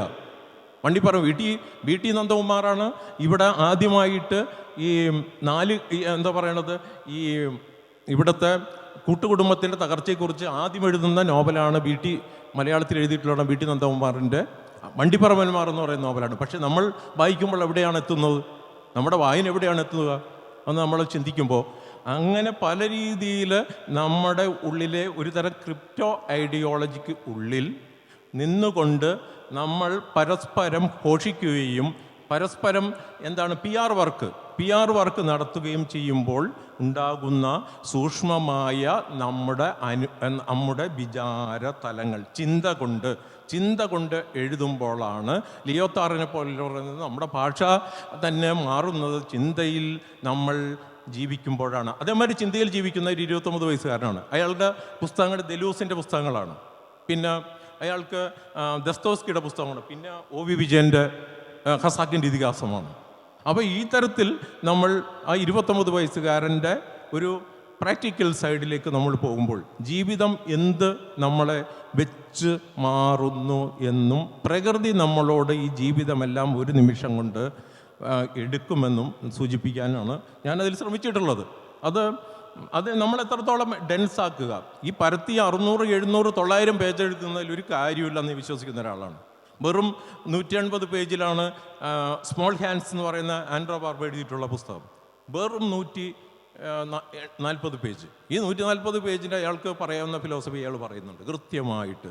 ഫിലോസഫിക്കലാണ് നോവൽ, ഫിലോസഫിക്കലാണ് ഭാഷ, ഫിലോസഫിക്കലാണ് നമ്മുടെ ഡയലക്റ്റിക്സ് എല്ലാം തന്നെ. ആ ഫിലോസഫിക്കലായ ഡയലക്റ്റിക്സിൻ്റെ ഉള്ളിൽ നിന്നും കൊണ്ട് മാത്രമേ നമുക്ക് സൂക്ഷ്മമായും വിവേചന ബുദ്ധിയോടുകൂടിയും നമുക്ക് സംസാരിക്കാൻ കഴിയൂ. അല്ലാത്തിടത്ത് നമ്മുടെ ഭാഷ എന്ന് പറയുന്നത്, നമ്മൾ ഭാഷയെക്കുറിച്ച് ഇങ്ങനെ പറഞ്ഞിട്ടൊരു കാര്യം അത് ഷ്രിങ്ക് ചെയ്തുകൊണ്ടിരിക്കുകയാണ്. ഇപ്പോൾ തന്നെ ഭാഷയെ നിലനിർത്തുന്നത് ഒരുപക്ഷെ നമ്മുടെ ഡിജിറ്റൽ രൂപത്തിലാണ്. അതും മലയാളം അറിയാത്ത IIT-യിലെ കുട്ടികളും മലയാളം അറിയാത്ത മറ്റ് ടെക്നോസാവികളായ കുട്ടികളുമാണ് ഭാഷ നിലനിർത്തിക്കൊണ്ടിരിക്കുന്നത്. അപ്പോൾ നമ്മുടെ ഈ സാഹിത്യം ഒരു സാഹിത്യമാണോ? നമ്മുടെ സാഹിത്യം ഒരു നിർമ്മിതിയല്ലേ? ഈ നിർമ്മിതിക്കുള്ളിൽ ഇന്ന് ഗാഡ്ജറ്റുകളിൽ നമ്മളെപ്പോഴും പറയും നമുക്ക് വീട്ടിൽ മുറികൾ വേണം, അല്ലെങ്കിൽ മറ്റ് സ്ഥലങ്ങൾ വേണം. അവിടെ ഇരുന്ന് മാത്രമല്ല, ഗാഡ്ജറ്റ് ഉണ്ടെങ്കിൽ ഇപ്പോൾ എന്ത് വേണമെങ്കിലും ചെയ്യാൻ പറ്റുന്നത്. മിക്കവാറും സയൻറ്റിസ്റ്റുകൾ പോലും ഗാഡ്ജറ്റാണെന്ന് ഉപയോഗിക്കുന്നത്. ഗാഡ്ജറ്റിലൂടെയാണ് അവർ കാര്യങ്ങൾ അവരിരിക്കുന്ന സ്ഥലത്ത് നിന്ന് ചെയ്യുന്നു, അവർ മറ്റു സ്ഥലം നടക്കുമ്പോൾ അതിനെക്കുറിച്ച് വർക്ക് ചെയ്യുന്നു. അങ്ങനെ വിവിധങ്ങളായ ഒരു ക്രോണോളജിക്കൽ ഡിസോർഡർ സംഭവിച്ചുകൊണ്ടിരിക്കുകയാണ്. ഇങ്ങനെയൊക്കെ പറയുന്ന പോലെ ഫൂക്കോ ഡീഗോ ബാലസ്ക്യൂൻ്റെ ഒരു ചിത്രം കണ്ടുകൊണ്ട് ഫൂക്കോ എഴുതുന്നുണ്ട്. അതിൻ്റെ പേര് ലാസ് മിനാസ് എന്ന് പറയുന്ന ഒരു ചിത്രമാണ്. വലിയ ഫേമസ് ആയി. അതെന്ന് വെച്ചിട്ടുണ്ടെങ്കിൽ ഈ ദിഗോ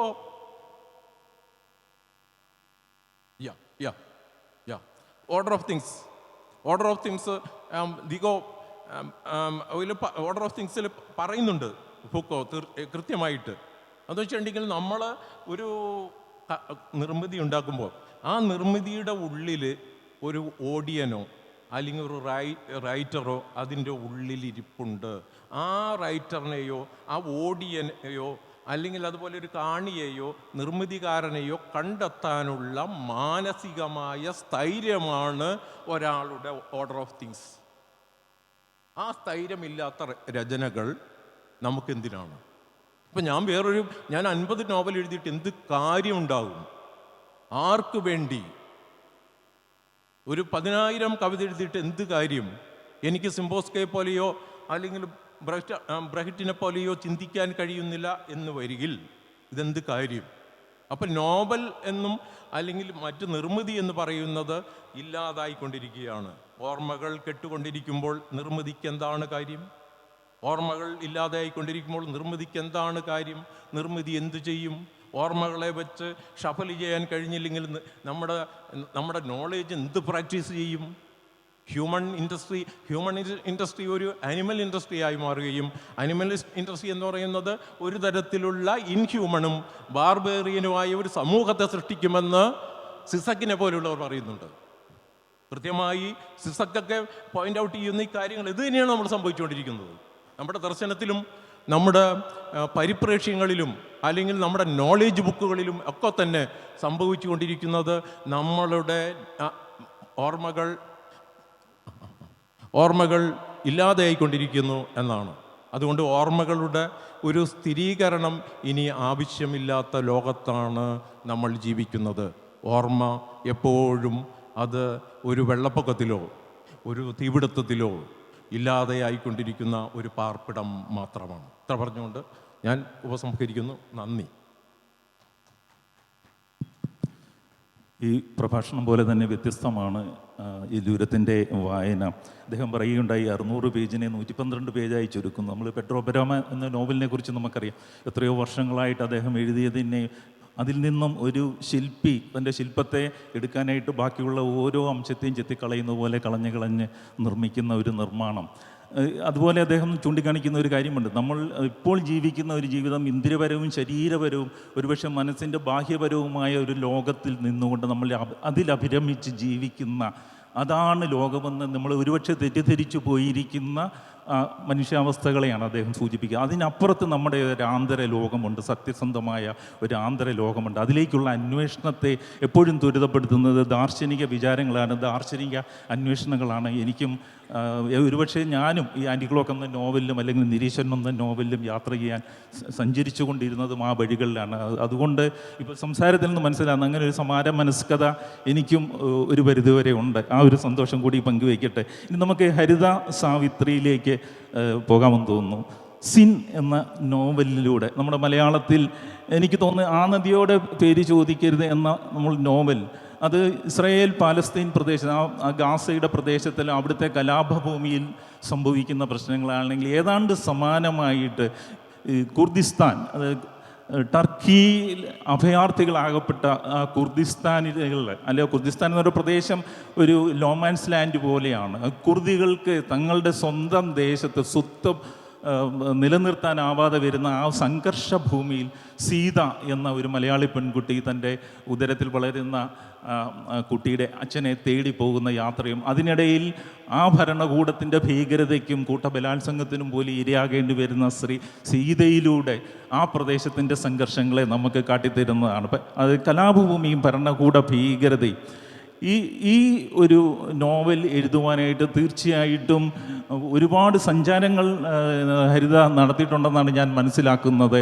കാരണം ആ പ്രദേശത്തെക്കുറിച്ചുള്ള ഒരുപാട് ഡേറ്റ, അത്രയധികം ഡേറ്റ കിട്ടുക മാത്രമല്ല അതിനെ ഒരു നോവലിൻ്റെ സമഗ്രതയിലേക്ക് സന്നിവേശിപ്പിക്കുകയും കൂടി വേണം. നമ്മുടെ കയ്യിൽ കുറേ ഡേറ്റ ഉണ്ടെന്ന് കണ്ടി എല്ലാം കൂടി എഴുതി നിറച്ചു കഴിഞ്ഞാൽ അത് തീർച്ചയായിട്ടും ഒരു വായനാക്ഷമമായ ഒരു നല്ല കലാ സൃഷ്ടിയായി മാറുകയില്ല. അപ്പോൾ അതിനുവേണ്ടി ഹരിത സാവിത്രി തീർച്ചയായിട്ടും ഒരുപാട് എഫർട്ടുകൾ എടുത്തിട്ടുണ്ടാവും. നമുക്ക് അതിനെക്കുറിച്ച് കേൾക്കാം.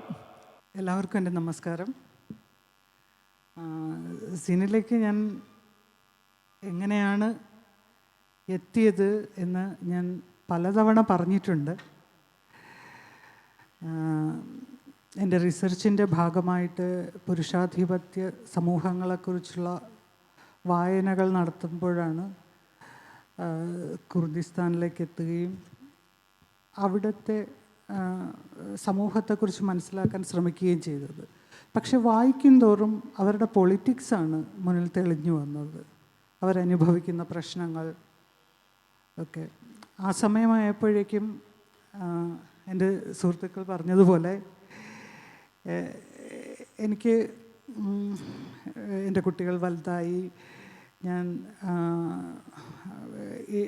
എന്ത് ചെയ്യണം ജീവിതത്തിൽ ബാക്കിയുള്ള കാലം എന്ന് ചിന്തിക്കുന്ന ഒരു സമയമായിരുന്നു. അപ്പോൾ എൻ്റെ ഫാമിലിയും അമ്മ ഒരുപാട് നമുക്ക് വേണ്ടി ചെയ്തു. ഇനി സ്വന്തം കാര്യങ്ങൾ നോക്കണം, സ്വന്തം ഒരു കരിയർ നോക്കണം എന്നൊക്കെ കുട്ടികൾ ഇങ്ങോട്ട് പറയുന്ന ഒരു അവസ്ഥയായി.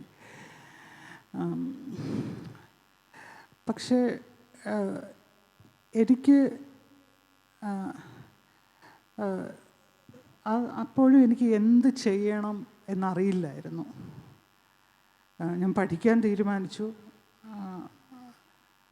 അങ്ങനെയാണ് ഈ റിസർച്ചിലെത്തിയത്. സ്പെയിനിലാണ് ഞാൻ താമസിക്കുന്നത്. ബാർസലോണയിൽ കുർദുകളുടെ സ്വാതന്ത്ര്യത്തിന് വേണ്ടി പ്രവർത്തിക്കുന്ന ചില സംഘടനകളുണ്ട്. അവർ പ്രകടനങ്ങൾ നടത്താറുണ്ട്, പ്രതിഷേധങ്ങൾ നടത്താറുണ്ട്. അങ്ങനെയുള്ള ചില പ്രകടനങ്ങളിൽ പങ്കെടുക്കാൻ തുടങ്ങി ഞാൻ. അവിടെ വെച്ച് ഞാൻ ലോകത്തിലെ ഏറ്റവും വലിയ സ്ത്രീ മുന്നേറ്റ ശക്തിയായ YPJ എന്ന കുർദ് സംഘടനയുടെ ഭാഗമായിരുന്ന ഒരു പെൺകുട്ടിയെ പരിചയപ്പെട്ടു. അവർ വിശദീകരിച്ച് തന്ന കാര്യങ്ങൾ കേട്ടപ്പോൾ എനിക്ക് അത് എഴുതണമെന്ന് തോന്നി. എഴുതാൻ ഇത്തരം ഒരു കാര്യം എഴുതുമ്പോൾ ഒരിക്കലും അത് നമ്മൾ വായിച്ചോ അങ്ങനെ ഇൻ്റർനെറ്റിൽ അവൈലബിൾ ആയിട്ടുള്ള ഡേറ്റാ ബേസ് അടിസ്ഥാനമാക്കി എഴുതരുത് എന്നെനിക്ക് തോന്നി. അങ്ങനെ ഞാൻ ലിലാൻ എന്നാണ് ആ പെൺകുട്ടിയുടെ പേര്. ലിലാൻ എന്ന് പറഞ്ഞാൽ കുർദ് ഭാഷയിൽ കുരവയിടയിൽ, നമ്മൾ കുരവയിടില്ലേ, അത് അവരും ചെയ്യാറുണ്ട്. ആ കുരവയിടലിന് അവർ വിളിക്കുന്ന വാക്കാണ് ലിലാൻ. ഞാൻ ലിലാനോട് പറഞ്ഞു, എനിക്ക് നിൻ്റെ നാട് കാണണം, എനിക്ക് അവിടുത്തെ പ്രശ്നങ്ങൾ മനസ്സിലാക്കണം, എനിക്ക് എഴുതണം. അപ്പോൾ അവൾ പറഞ്ഞു, നമുക്ക് ഒരുമിച്ച് പോകാം. പക്ഷെ പോകേണ്ട സമയമായപ്പോൾ അവൾക്ക് ഒരു അസുഖം ഉണ്ടാവുകയും യാത്ര ചെയ്യാൻ പറ്റില്ല എന്ന അവസ്ഥയിലാവുകയും ചെയ്തു. അങ്ങനെ ഞാൻ ഒറ്റയ്ക്ക് പോകാൻ തീരുമാനിച്ചു. ആ യാത്ര എൻ്റെ ജീവിതം ആ യാത്രയ്ക്ക് മുൻപുള്ളതും പിന്നീടുള്ളതും എന്ന് വേണമെങ്കിൽ രണ്ടായിട്ട് തിരിക്കാം. അതുവരെ എനിക്ക് ഈ ലോകത്ത് നടക്കുന്ന പ്രശ്നങ്ങളെല്ലാം, മറ്റെവിടെയോ നടക്കുന്ന പ്രശ്നങ്ങൾ എനിക്ക് വിഷമം തോന്നാറുണ്ട്. പക്ഷേ ഇതൊന്നും നമ്മളെ ബാധിക്കാത്ത കാര്യങ്ങളാണെന്നുള്ള രീതിയിൽ തന്നെയായിരുന്നു ഞാനും എല്ലാവരെയും പോലെ ജീവിച്ചു വന്നിരുന്നത്. പക്ഷേ ആ യാത്ര കഴിഞ്ഞതോടെ ഈ പ്രശ്നങ്ങളെല്ലാം എൻ്റേതായി മാറി. ആ ദുരിതം അനുഭവിക്കുന്നവരെല്ലാം എൻ്റെ ബന്ധുക്കളായി മാറി.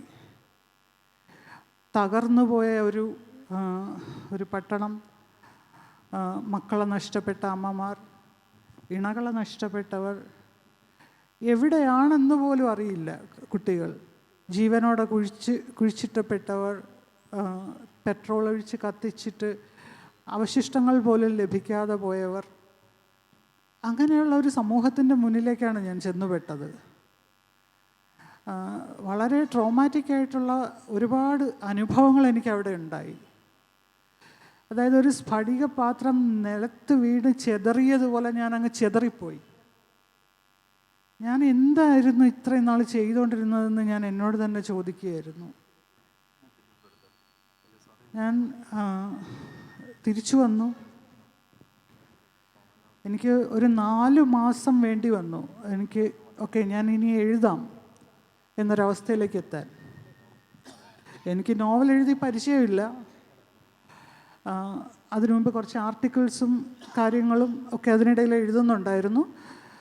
പക്ഷേ അതൊന്നും ജനങ്ങളിലേക്ക് എത്തുന്നില്ല എന്നെനിക്കറിയാമായിരുന്നു. അതിൻ്റെ വായനക്കാരുടെ എണ്ണം വളരെ കുറവായിരുന്നു. ഇത് മനുഷ്യരിലേക്ക് എത്തണമെങ്കിൽ ഇതൊരു കഥയുടെ രൂപത്തിൽ തന്നെ പറയണം എന്നെനിക്ക് തോന്നി. അങ്ങനെയാണ് സിൻ എന്ന നോവൽ ഉണ്ടായത്. നോവൽ എഴുതാൻ അറിഞ്ഞുകൂടാത്ത ഒരാൾ എഴുതിയ നോവലാണ് ഇത്. ഈ പ്രശ്നങ്ങൾ, ഈ വിഷമങ്ങൾ, ഈ സങ്കടങ്ങൾ, ഞാൻ കണ്ട ദുരിതങ്ങൾ, ഞാൻ കണ്ട തകർച്ച,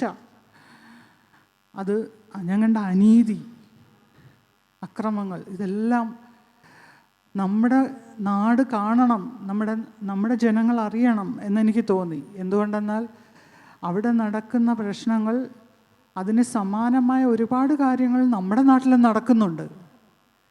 ന്യൂനപക്ഷങ്ങളുടെ അടിച്ചമർത്തൽ, അവരെ ഇല്ലാതാക്കാൻ ശ്രമിക്കൽ, അവരുടെ അസ്തിത്വം, അവരുടെ സംസ്കാരം, ഇതെല്ലാം നശിപ്പിക്കുന്ന ഒരു അവസ്ഥയാണ് നമ്മുടെ നാട്ടിൽ വളർന്നു വരുന്നത്.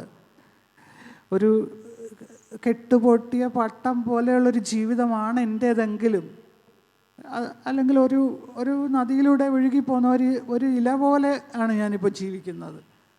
പക്ഷെ എന്നാലും ആ അടർന്നു പോയൊരു വൃക്ഷമുണ്ടല്ലോ, അതായത് എൻ്റെ നാട്, ആ നാടിനെ ഓർത്തുള്ള ഒരു കരുതൽ എൻ്റെ ഉള്ളിൽ എപ്പോഴും ഉണ്ട്. ആ ഒരു വേദന, എൻ്റെ നാട് ഇങ്ങോട്ടാണല്ലോ പോകുന്നത്, എങ്ങോട്ടാണിത് പോകുന്നത്, ഈ അപജയം, അതായത് എൻ്റെ സഹജീവികളോട് ചെയ്യുന്ന അനീതി, അവർ നേരിട്ടേക്കാവുന്ന പ്രശ്നങ്ങൾ, ഇങ്ങനെയൊക്കെയാണ് ലോകത്ത് നടക്കുന്നത്. ദയവ് ചെയ്ത് ഇങ്ങനെയൊന്നും ചെയ്യരുത്, അല്ലെങ്കിൽ ഇതാണ് നമുക്ക് വരാൻ പോകുന്ന അപകടം എന്ന് എൻ്റെ നാടിനോട് എനിക്ക് വിളിച്ചു പറയണമായിരുന്നു.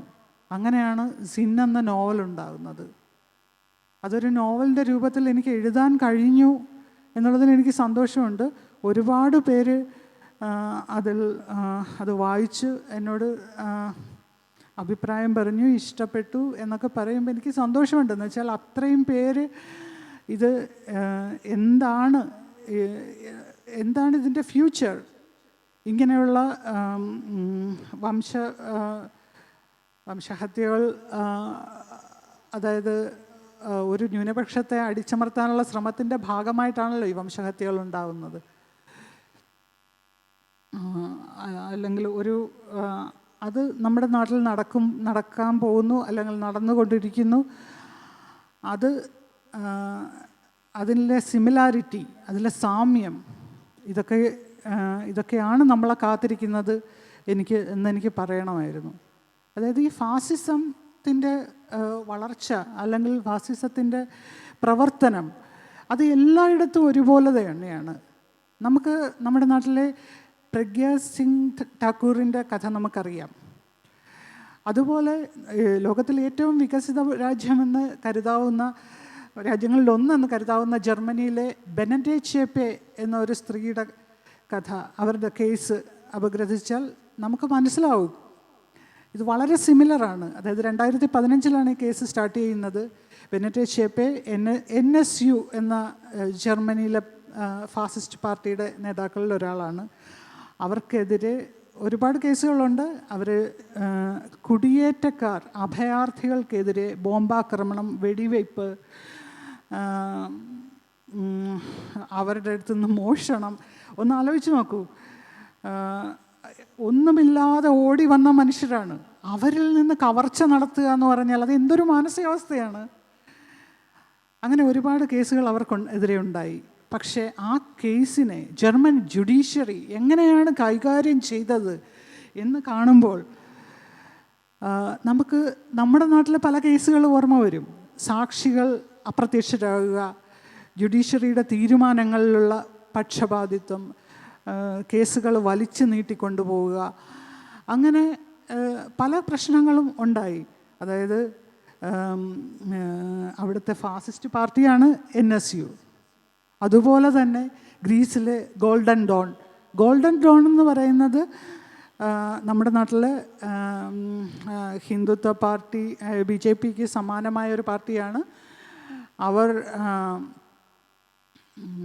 അവർക്കൊരു ഗുണ്ടാ സംഘമുണ്ട്. നമ്മുടെ നാട്ടിൽ കുറുവടിയും നിക്കറുവിട്ടുകൊണ്ട് നടക്കുന്ന ആളുകളുണ്ടല്ലോ, അവർക്ക് സമാനമായത്. അവരുടെ പ്രധാന ലക്ഷ്യം ഇതുപോലെ അഭയാർത്ഥികളെ തല്ലിയൊതുക്കി അവർക്കെതിരെ അക്രമങ്ങൾ നടത്തി അവിടെ സ്വത്വവാദ രാഷ്ട്രീയം വികസിപ്പിക്കുക. സാധാരണ ജനങ്ങളാണ് ഇതിനൊക്കെ ഇരയാവുന്നത്. എന്ന് വെച്ചാൽ അവർക്ക് അധികം, അതായത് സമൂഹത്തിൻ്റെ താഴേക്കിടയിലുള്ളതെന്ന് ഞാൻ പറയാൻ പറ്റില്ല, എന്നാലും തൊഴിലാളി വർഗം, അധികം വിദ്യാഭ്യാസമൊന്നും ഇല്ലാത്ത സാധാരണ സാധുക്കളായ മനുഷ്യരുണ്ടല്ലോ, അവരുടെ അടുത്ത് ചെന്ന് പറഞ്ഞ് നിങ്ങൾക്ക് ജോലി കിട്ടാത്തത് അല്ലെങ്കിൽ നിങ്ങൾക്ക് കിട്ടാനുള്ള ആനുകൂല്യങ്ങളെല്ലാം ഇപ്പോൾ കുടിയേറ്റക്കാരാണ് മേടിച്ചെടുക്കുന്നത്, അല്ലെങ്കിൽ നമ്മുടെ നാട് നമ്മുടേതാണ്, ഈ സ്വത്വവാദ രാഷ്ട്രീയം പറഞ്ഞ് അവരെയൊക്കെ സ്വന്തം അണിയിലേക്ക് ചേർക്കുകയാണ് ഈ ഫാസിസ്റ്റ് പാർട്ടികളെല്ലാം ചെയ്യുന്നത്. നിങ്ങൾക്ക് മനസ്സിലാവും ഇതേ രീതിയിലാണ് ഇന്ത്യയിലും റിലീജിയസ് പാർട്ടീസ് പ്രവർത്തിക്കുന്നത്. അപ്പോൾ ഇത് പറയാനാണ് ഞാൻ നോവൽ എഴുതിയത്. അത് നോവലായിട്ട് പുറത്തു വന്നുവെന്ന് മാത്രം. Thank you very much. ഈ സിൻ എന്ന നോവലിൻ്റെ അതിനെക്കുറിച്ച് NS മാധവൻ എഴുതുമ്പോൾ ഐവാൻ ഗുർദി എന്ന 4 വയസ്സുകാരൻ്റെ ഒരു ചിത്രം നമ്മളൊക്കെ കണ്ടിട്ടുണ്ട്. ടർക്കിയുടെ കടൽ തീരത്ത് കമഴ്ന്ന് കിടന്ന 4 വയസ്സുകാരൻ്റെ ചിത്രം ഒരുപക്ഷെ നമ്മുടെ നെഞ്ചിലെല്ലാം കടാര കൊണ്ട് കുത്തിയതുപോലെ നമ്മളെ വേദനിപ്പിച്ച്, സമാനമായ സാഹചര്യം മറ്റ് ഇതര രാജ്യങ്ങളിലും ഉണ്ടെന്നതിന് ഏറ്റവും നല്ല തെളിവായിട്ട് വിനോദ് കൃഷ്ണയുടെ നയനമം ബരേറ്റ എന്ന നോവൽ നമുക്ക് സാന്ദർഭികമായിട്ട് നമ്മൾ അതിലേക്ക് എത്തിച്ചേരുകയാണ്. അടുത്ത കാലത്ത് ഏറെ ചർച്ച ചെയ്യപ്പെട്ട ഈ നോവൽ ഗാന്ധി വധവുമായി ബന്ധപ്പെട്ട ആ കാലഘട്ടത്തിൽ അതുമായി ബന്ധപ്പെട്ട ആൾക്കാരുടെ ദിനസരികളിലൂടെ കടന്നു പോകുന്ന ഈ ശക്തമായ നോവൽ ഒരുപക്ഷെ സത്യാനന്തര കാലത്ത് സത്യത്തെ നല്ല കളവിനെ വർണ്ണ റാപ്പുകൾ ഇട്ട് സത്യമാണെന്ന വ്യാജേന മറ്റുള്ളവരിലേക്ക് എത്തിക്കുന്ന ഡിജിറ്റൽ ആർമിയൊക്കെ പ്രവർത്തിക്കുന്ന ഒരു കാലഘട്ടത്തിൽ നമുക്ക് ഏറെ ചർച്ച ചെയ്യപ്പെടുകയും പ്രസക്തമാവുകയും ചെയ്ത നോവൽ നയനമ്മം ബെരേറ്റ. അതേക്കുറിച്ച് തീർച്ചയായിട്ടും നമുക്ക് വിനോദ് കൃഷ്ണയിൽ നിന്ന് കേൾക്കാം.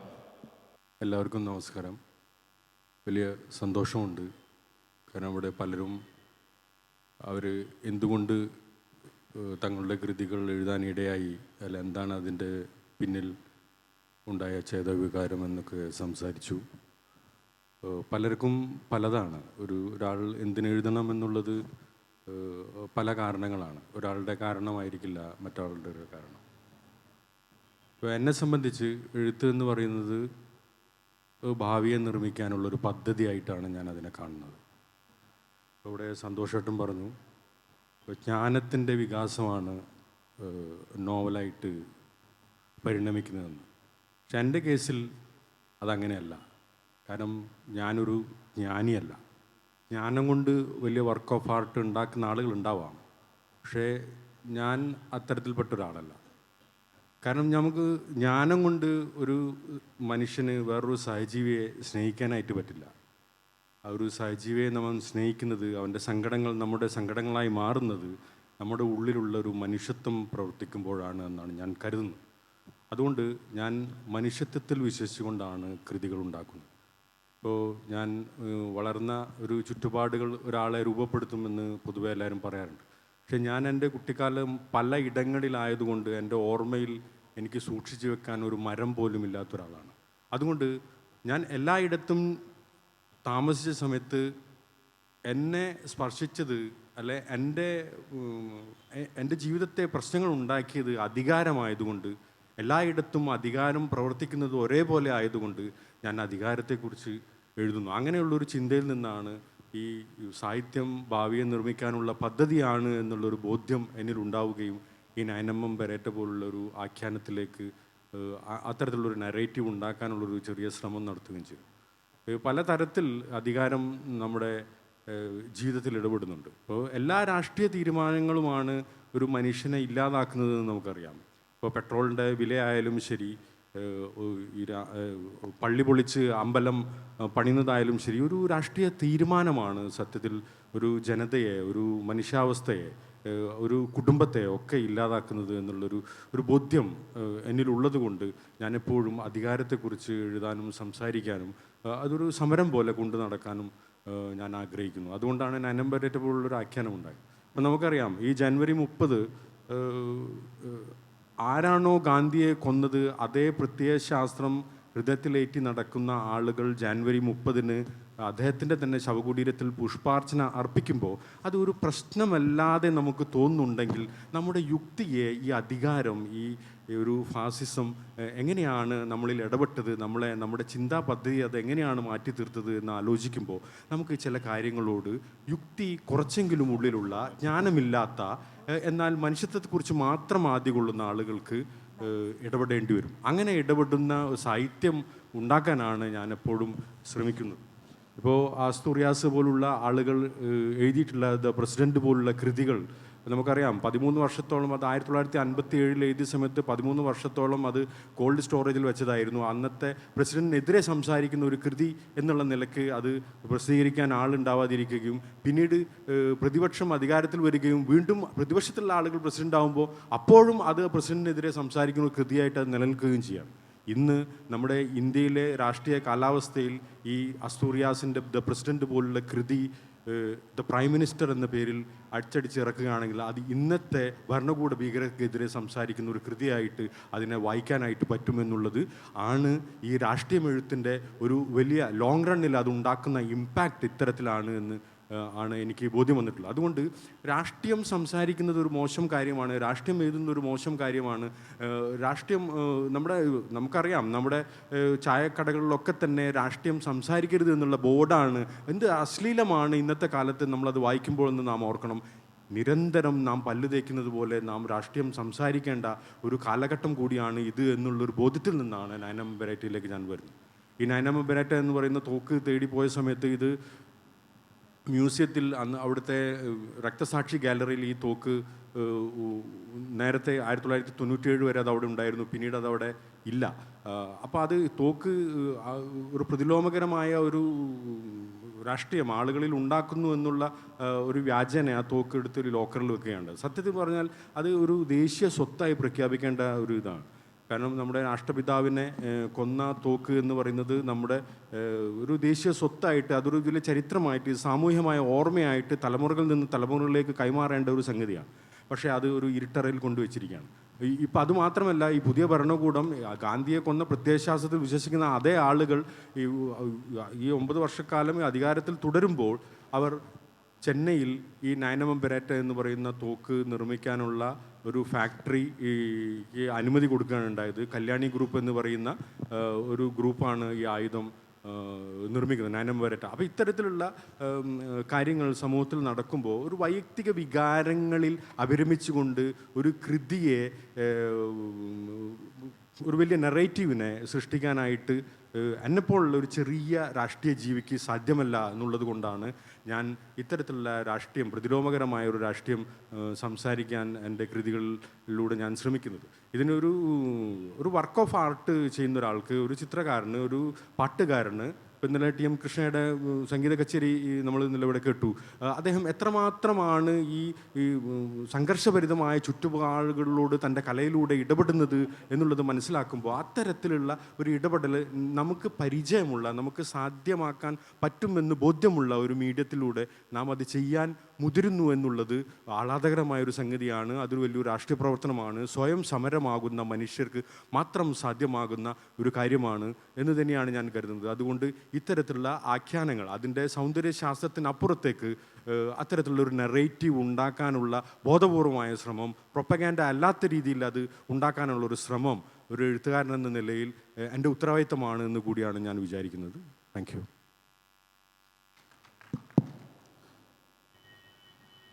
മനുഷ്യത്വത്തിൽ നിന്ന് വരുന്ന രചന, ആ മനുഷ്യത്വത്തിൽ നിന്ന് സഹവർത്തിത്വത്തിൽ നിന്നും വരുന്ന രചനയാണ് തൻ്റേത്. അത് തൻ്റെ മനുഷ്യ സ്നേഹം തന്നെയാണ് തൻ്റെ രാഷ്ട്രീയ പ്രവർത്തനമെന്നാണ് നമുക്ക് അദ്ദേഹത്തിൻ്റെ വാക്കുകളിൽ നിന്ന് മനസ്സിലാക്കാനും. എനിക്ക് നമുക്ക് ഇനി കുറച്ച് നിമിഷങ്ങൾ കൂടിയുണ്ട്, 10-15 നിമിഷങ്ങൾ കൂടിയുണ്ട്. സദസ്സുമായിട്ടുള്ള ഒരു സംവേദനത്തിന് സാധ്യതയുണ്ട്. എന്തെങ്കിലും ചോദ്യങ്ങൾ ചോദിക്കുകയും ആരോടെങ്കിലും ചോദ്യങ്ങൾ ചോദിക്കാനുണ്ടെങ്കിൽ ചോദിക്കുകയും അവർ അതിന് ഉത്തരം നൽകുകയും ചെയ്യുന്നതായിരിക്കും. Let me ask one question. After globalization, there is no geographical boundaries, I think. Everybody is traveling, everybody is moving from hometown, from homeland for living. So the cultural difference is not there. Everybody is exchanging. So what brings change to human life today when all these war, all these what we say, the herd, the particular communal rights war again and again exist in this period. In short words, I will explain. നമ്മളിന്ന് കാണുന്ന സമൂഹത്തിൽ കാണപ്പെടുന്ന എല്ലാ ധ്വംസങ്ങൾ, എന്താ പറയുക, വിധ്വംസക പ്രവർത്തനങ്ങൾ, അത് ഇതിനു മുമ്പേ സംഭവിച്ചു പോയതാണ്. അത് വീണ്ടും ആവർത്തിക്കുന്നു. പക്ഷേ നമ്മൾ വീണ്ടും പലായനങ്ങൾ ചെയ്യുന്നു. ഇതിന് ഒരു അവസാനമില്ലാതാകുന്നു. അതെന്തുകൊണ്ട്? Whom do you want to answer this question? Anybody can answer, but who may take initiative? നമുക്ക് മനുഷ്യ ചരിത്രത്തിൻ്റെ മനുഷ്യൻ്റെ ജീവചരിത്രം പരിശോധിച്ചിട്ടുണ്ടെങ്കിൽ പലായനങ്ങളുടെ ചരിത്രം തുടങ്ങിയത് മനുഷ്യൻ്റെ കാലം ഹോമോസാപ്പിയൻസിൻ്റെ തുടക്കം മുതലുണ്ട്.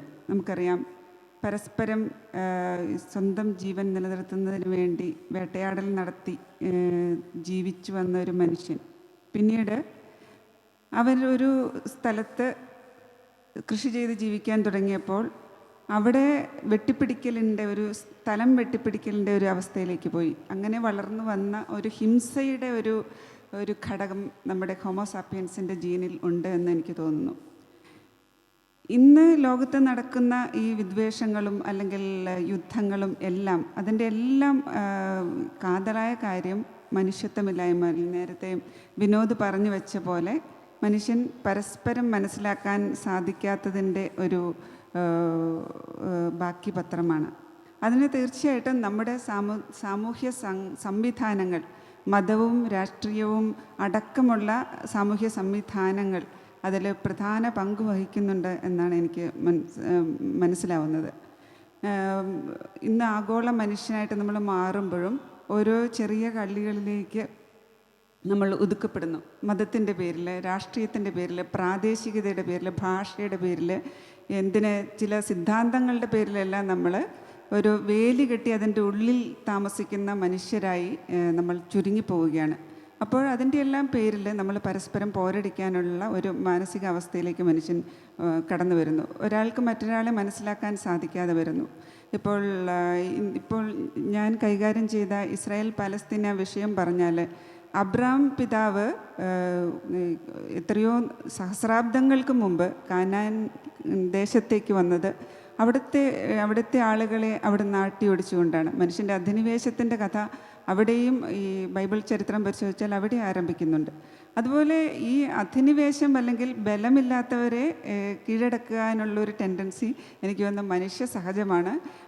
അതിനെ നമ്മൾ മനുഷ്യവാസനയെ പൊരുതി തോൽപ്പിക്കുമ്പോഴാണ് നമ്മൾ സംസ്കാരമുള്ളവരായിട്ട് മാറുന്നത്.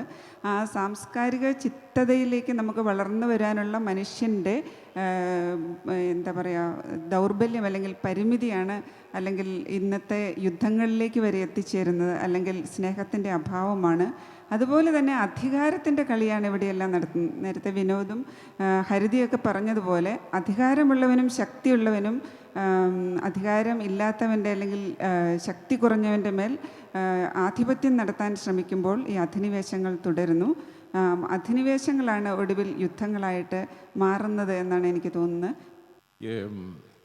ഒരു സെക്കൻഡ്, സുഹൃത്ത് പറഞ്ഞത് അബിദാസ് പറയുന്നു. ഇതെന്ന് വെച്ചിട്ടുണ്ടെങ്കിൽ ഇപ്പം നമ്മൾ ഈ കാൻ്റൊക്കെ പറയുന്നുണ്ട്, ഇതിന് കൃത്യമായി പറയുന്നുണ്ട്. നമ്മൾ ചക്രം കണ്ടുപിടിച്ചു മറ്റ് ഇതിങ്ങനെ പറയുന്നത് നമ്മുടെ ഹിംസയുടെ ചരിത്രം, ഇത് ജ്ഞാനത്തിൻ്റെ തന്നെ ചരിത്രമാണ്. അപ്പം ജ്ഞാനമില്ലാതെ നമുക്ക് മേഴ്സി ഉണ്ടാവില്ല. അതിന് ഏറ്റവും നല്ല ഉദാഹരണമാണ് നമ്മുടെ നമ്മുടെ കരുണ എന്ന് പറയുന്നത്. കരുണയിൽ മേഴ്സിയെക്കുറിച്ചാണ് പറയുന്നത്. അപ്പോൾ നമ്മൾ മിക്കവാറും ഈ കരുണ എന്ന് പറയുന്ന സാധനം ഹ്യൂമൻ ആയിട്ടാണ്, അല്ലാതെ അത് ഹ്യൂമാനിറ്റി അല്ല, മനുഷ്യത്വമല്ല. മനുഷ്യത്വം എന്ന് പറഞ്ഞാൽ ജ്ഞാനത്തിൻ്റെ ഒരു കാലത്തുമില്ല. ഇപ്പം തന്നെ നമ്മൾ പലപ്പോഴും പല സ്ഥലങ്ങളിലും നമ്മൾ പുതിയ പുതിയ സ്ഥലങ്ങൾ കണ്ടെത്തുകയാണ്. നമ്മളാണ് ബാർബേറിയന്മാരെന്ന് പറയുന്നതും നമ്മളാണ് പോളിഷ്ഡ് എന്നും പറയുന്നത്. ഇതങ്ങനെ പറയാൻ കഴിയും? നമ്മൾ ഒരിക്കൽ പോലും എന്ന് വെച്ചാൽ ജ്ഞാനത്തെ കീഴടക്കുകയാണ് ഒക്കെ ചെയ്തിട്ടുള്ളത്. ജ്ഞാനമില്ലായ്മേനാണ് കീഴടക്കിയത് ബ്രിട്ടീഷുകാരും ഒക്കെ ചെയ്തത്. ഇങ്ങനെ ഓരോ സ്ഥലത്തും ഇങ്ങനെ കീഴടക്കിക്കൊണ്ടിരിക്കുകയാണ്. ഇപ്പം നമ്മളീ പറയുന്ന പലസ്തീനും ഇപ്പം ഗാസയുടെ പ്രശ്നം അല്ലെങ്കിൽ ഇസ്രയേൽ, ഇത് ജ്ഞാനമാണ്. കാരണം എന്ന് വെച്ചിട്ടുണ്ടെങ്കിൽ അവരുടെ കയ്യിൽ എല്ലാ തരത്തിലുള്ള സൊഫിസ്റ്റിക്കേറ്റഡ് ടൂൾസ് ഉണ്ട്. ഈ ടൂൾസ് ഉപയോഗിച്ചിട്ടാണ് ഇവർ കീഴടക്കുന്നത്. അല്ലാതെ നമ്മൾ പറയുന്നത് പോലെയുള്ള നമ്മുടെ പോളിഷ്ഡ് ആയിക്കഴിഞ്ഞാൽ ഒരിക്കലും നടക്കില്ല. പോളിഷ്ഡ് എന്ന് പറയുന്നത് ദാറ്റ് ഇസ് റോങ്. എല്ലാ സ്ഥലത്തും ഇപ്പം തന്നെ ആഫ്രിക്കയിൽ ഒരു പുതിയ 1000 നൂറ്റാണ്ടുകൾക്ക് മുന്നുള്ള ഒരു നഗരം കണ്ടുപിടിച്ചിട്ടുണ്ട്. അപ്പം നമ്മളാണ് പോളിഷ്ഡ്. അപ്പം അങ്ങനെ പല പല ഇതുണ്ട്. പിന്നെ ജ്ഞാനം തന്നെയാണ് കേന്ദ്രീകരിക്കുന്നത്. ജ്ഞാനമില്ലെങ്കിൽ നമുക്ക് അക്ഷരം എന്ന് പറയുന്നത് ഒരു കാർട്ടോഗ്രാഫിക്കൽ നോളജിൻ്റെ പുറത്തുണ്ടാക്കുന്ന ഒരു സാധനം തന്നെയാണ്. അപ്പോൾ ഈ പലായനം എന്നൊക്കെ പറയുന്നത് തന്നെ നമ്മളെപ്പോഴും പലായനം ചെയ്തുകൊണ്ടിരിക്കുന്ന ഒരു ദലൂസൊക്കെ പറഞ്ഞത് റൈസോമിക്കാണ്. മനുഷ്യൻ്റെ ഒരു ആജ്ഞയെയും മനുഷ്യൻ കീഴ്പ്പെടില്ല. അപ്പോൾ അതിന് മേലേക്ക് നമ്മുടെ ഈ അഭ്യസ്തമായ ജ്ഞാനത്തെ നമ്മൾ അതുമ വെക്കുകയാണ് ചെയ്യുന്നത്. അങ്ങനെ ഓരോ ജ്ഞാനങ്ങളും വെച്ച് മാറിക്കൊണ്ടിരിക്കുന്ന ഒരവസ്ഥ മാത്രമേ ഉള്ളൂ. ഈ പലായനങ്ങളുണ്ടാവും, അത് റൈസോമിക്കാണ്. നമ്മുടെ ഷട്ടർ ഓഫ് ലൈഫ് റൈസോമിക്കാണ്. അപ്പോൾ ഈ റൈസോമിക്കായ മൊമെൻറ്റുകളിലൂടെ ഇങ്ങനെ പോയിക്കൊണ്ടിരിക്കുകയാണ്. അല്ലാതെ ഇതെന്ന് വെച്ചിട്ടുണ്ടെങ്കിൽ ഞാൻ പറഞ്ഞതുകൊണ്ട് നിങ്ങൾ എന്നെ ആക്രമിക്കാതിരിക്കില്ല. വയലൻസ് അന്നാരെന്തൊക്കെ പറയുന്നത് വയലൻസ്, ഒരു സൊസൈറ്റിയെ വയലൻസ് ആക്കുക എന്ന് പറയുന്നത് അവൻ്റെ മനുഷ്യത്വം കൊണ്ടാണ് വയലൻസ് സൃഷ്ടിക്കപ്പെടുന്നത്. അപ്പോൾ ആ രീതിയിലാണ് ഇത് പോയിക്കൊണ്ടിരിക്കുന്നത്. അതിലൊരു എൻഡെന്നൊന്ന് പറയുന്നത് നമുക്കൊന്നും പറയാൻ പറ്റില്ല. ഒരു ശാസ്ത്രകാരനായ വിജയ് എംസിനും പറയാൻ പറ്റില്ല, സോഷ്യോളജിസ്റ്റായ വേറൊരാൾക്കും പറയാൻ പറ്റില്ല. അതിങ്ങനെ നടന്നുകൊണ്ടിരിക്കുന്ന ഒരു പ്രോസസ്സാണ്. എൻ്റെ പേര് ശ്രീലത, ചെറിയൊരു എഴുത്തുകാരിയാണ്. എൻ്റെ സംശയമുള്ളത് വിനോദ് കൃഷ്ണയോടാണ്. 9 പെരേറ്റ വായിച്ചു. ഒരു 100 പത്ര റിപ്പോർട്ട് വായിച്ചതും ചാനലുകളിൽ കണ്ടതിനേക്കാളൊക്കെ കൂടുതൽ ഇഫക്റ്റീവായിട്ട് ഇപ്പോഴത്തെ സംഭവങ്ങൾ നമ്മുടെ മനസ്സിലേക്ക് കയറി. അതിൽ വളരെ സന്തോഷമുണ്ട്, അഭിനന്ദനങ്ങൾ. ഒരു എഴുത്തുകാരി എന്നുള്ള നിലയ്ക്ക് എനിക്കൊരു സംശയം തോന്നിയത്, ഇങ്ങനെ ഒരു നോവൽ ഒരുപാട് റെഫർ ചെയ്തിട്ട് ഒരു നോവൽ എഴുതുമ്പോൾ തീർച്ചയായിട്ടും അതിന് താൻ ആശ്രയിച്ചു പോന്നിട്ടുള്ള സോഴ്സുകൾ ബാക്കിൽ കൊടുത്തിരുന്നെങ്കിൽ ഈ കാര്യങ്ങളെക്കുറിച്ച് കൂടുതൽ അറിയാൻ ആഗ്രഹിക്കുന്ന ഒരാൾക്ക് അത് റെഫർ ചെയ്യാമായിരുന്നു. അത് ഇല്ല എന്നുള്ള ഒരു പോരായ്മ കണ്ടു. അത് ഇനി പതിപ്പുകൾ വരുമ്പോൾ ഒന്ന് ശ്രദ്ധിക്കണം. പിന്നെ രണ്ടാമത് എനിക്ക് തോന്നിയത് ആ ശിവറാം ഗോത്ര എന്ന് പറഞ്ഞ ആ കഥാപാത്രം എനിക്ക് ഭയങ്കരമായിട്ട് എത്രയോ പകർപ്പുകൾ നമ്മുടെ രാഷ്ട്രീയത്തിൽ ഇപ്പോൾ അതിൽ നിന്ന് കിട്ടിക്കഴിഞ്ഞു ഇങ്ങനെ ചിന്തിച്ചു കഴിഞ്ഞപ്പോൾ. അതിൽ തുടക്കത്തിൽ ഒരു ട്രെയിനിൻ്റെ ഉള്ളിൽ ട്രെയിനിൻ്റെ ബാത്റൂമിൽ ഇയാൾ 55 എഴുതണ ഒരു സീനുണ്ട്. അപ്പോൾ ഈ നോവൽ ആയിക്കോട്ടെ, നോവൽ വായിച്ച് പലരോടും ചോദിച്ചിട്ട് അതെന്താണെന്ന് ക്ലിയറായിട്ട് മനസ്സിലായില്ല. ഞാൻ ഗൂഗിളിൽ നോക്കിയപ്പോഴും കിട്ടിയില്ല. 55 കോറിയിടുന്നതായിട്ടുണ്ട്. അതെന്താണെന്നൊന്ന് പറഞ്ഞാൽ കൊള്ളാം. ശിവറാം ഗോത്ര എന്ന് പറഞ്ഞ കഥാപാത്രം തന്നെ തുടക്കത്തിൽ. ആദ്യത്തെ ചോദ്യത്തിന് ആദ്യം ഉത്തരം പറയാം. അതിൻ്റെ റെഫറൻസ് എന്തുകൊണ്ട് കൊടുത്തില്ലാണുള്ളത്, അതൊരു എഴുത്തുകാരൻ്റെ രഹസ്യമാണ്. അതുകൊണ്ട് അത് ചെയ്തില്ല എന്നുള്ളൂ. എങ്കിലും നല്ല വാക്കുകൾ പറഞ്ഞുകൊണ്ട് ഞാൻ അതിലൊരു രഹസ്യം പറയാം. ഞാൻ ഈ പീരീഡ് ആവിഷ്കരിക്കാനായിട്ട് പ്രധാനമായിട്ട് ആശ്രയിച്ചത് ഹെൻറി കാർട്ടിയറുടെ സ്ട്രീറ്റ് ഫോട്ടോഗ്രാഫുകളാണ്. അപ്പോൾ ആ സ്ട്രീറ്റ് ഫോട്ടോഗ്രാഫുകളിൽ അദ്ദേഹം 1947 മുതൽ 48 വരെ ഇന്ത്യയിലെ പല സ്ട്രീറ്റുകളിൽ ഓടി നടന്ന് പടങ്ങളെടുത്തതിൻ്റെ 1500ഓളം ഫോട്ടോഗ്രാഫുകൾ ഞാൻ റെഫർ ചെയ്തു. അതാണ് പീരീഡും വസ്ത്രധാരണ രീതിയൊക്കെ അതിൽ വരാനായിട്ട് കാരണം. അപ്പോൾ അത് എന്നെ സങ്കടപ്പെടുത്തിയൊരു കാര്യം എന്ന് വെച്ചാൽ, നമ്മൾ ഈ ഫോട്ടോഗ്രാഫ് നോക്കുമ്പോൾ പോലും ഇന്ത്യയിൽ എങ്ങനെയാണ് ജാതി പ്രവർത്തിച്ചതെന്ന് നമുക്ക് ഓരോ ഫോട്ടോഗ്രാഫിലും വ്യക്തമാണ്. കാരണം അതിലെ ഡൗൺ ടോട്ടൺ ആയിട്ടുള്ള സെക്ഷനായിട്ടുള്ള ആളുകൾ അല്ലെങ്കിൽ അത്തരത്തിലുള്ള ആളുകൾ ഒക്കെ തന്നെ വളഞ്ഞിട്ടാണ് അതിലെല്ലാ ഫോട്ടോഗ്രാഫിലും നടക്കുന്നത്.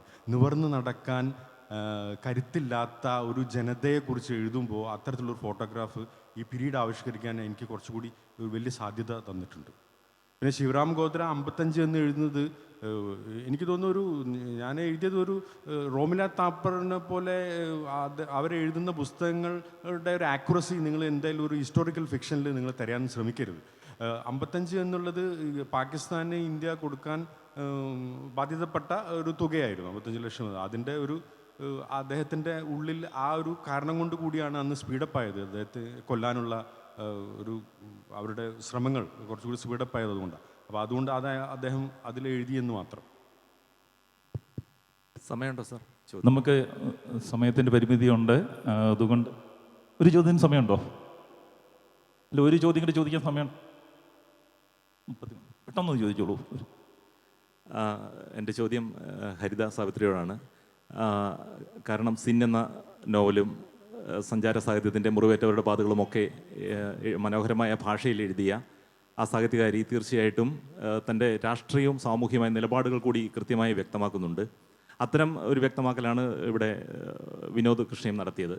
എന്ന് പറഞ്ഞതുപോലെ ഇവിടുത്തെ വനിതാ എഴുത്തുകാർ പോലും അത്തരത്തിലുള്ള ധീരമായ നിലപാടുകൾ പ്രഖ്യാപിക്കുമ്പോൾ ഇവിടെ ആൺഭൂരിപക്ഷം വരുന്ന എഴുത്തുകാർ അത്തരം സാമൂഹിക ചുറ്റുപാടുകൾ, പലസ്തീനായാലും മതേതര ഇന്ത്യ നേരിടുന്ന വെല്ലുവിളിയായാലും ഒക്കെ ഇത്തരം വിഷയങ്ങളിൽ ധീരമായി നേരിടുന്നു, അല്ലെങ്കിൽ അവരുടെ കാഴ്ചപ്പാട് വ്യക്തമാക്കുന്നു എന്നുള്ള തോന്നൽ നമുക്കിടയിൽ ഉണ്ടാകുന്നുണ്ടോ? എന്തുകൊണ്ടാണ് അവർ പിന്നോക്കം പോകുന്നുണ്ടോ എന്നുള്ളതാണ് എൻ്റെ ചോദ്യം.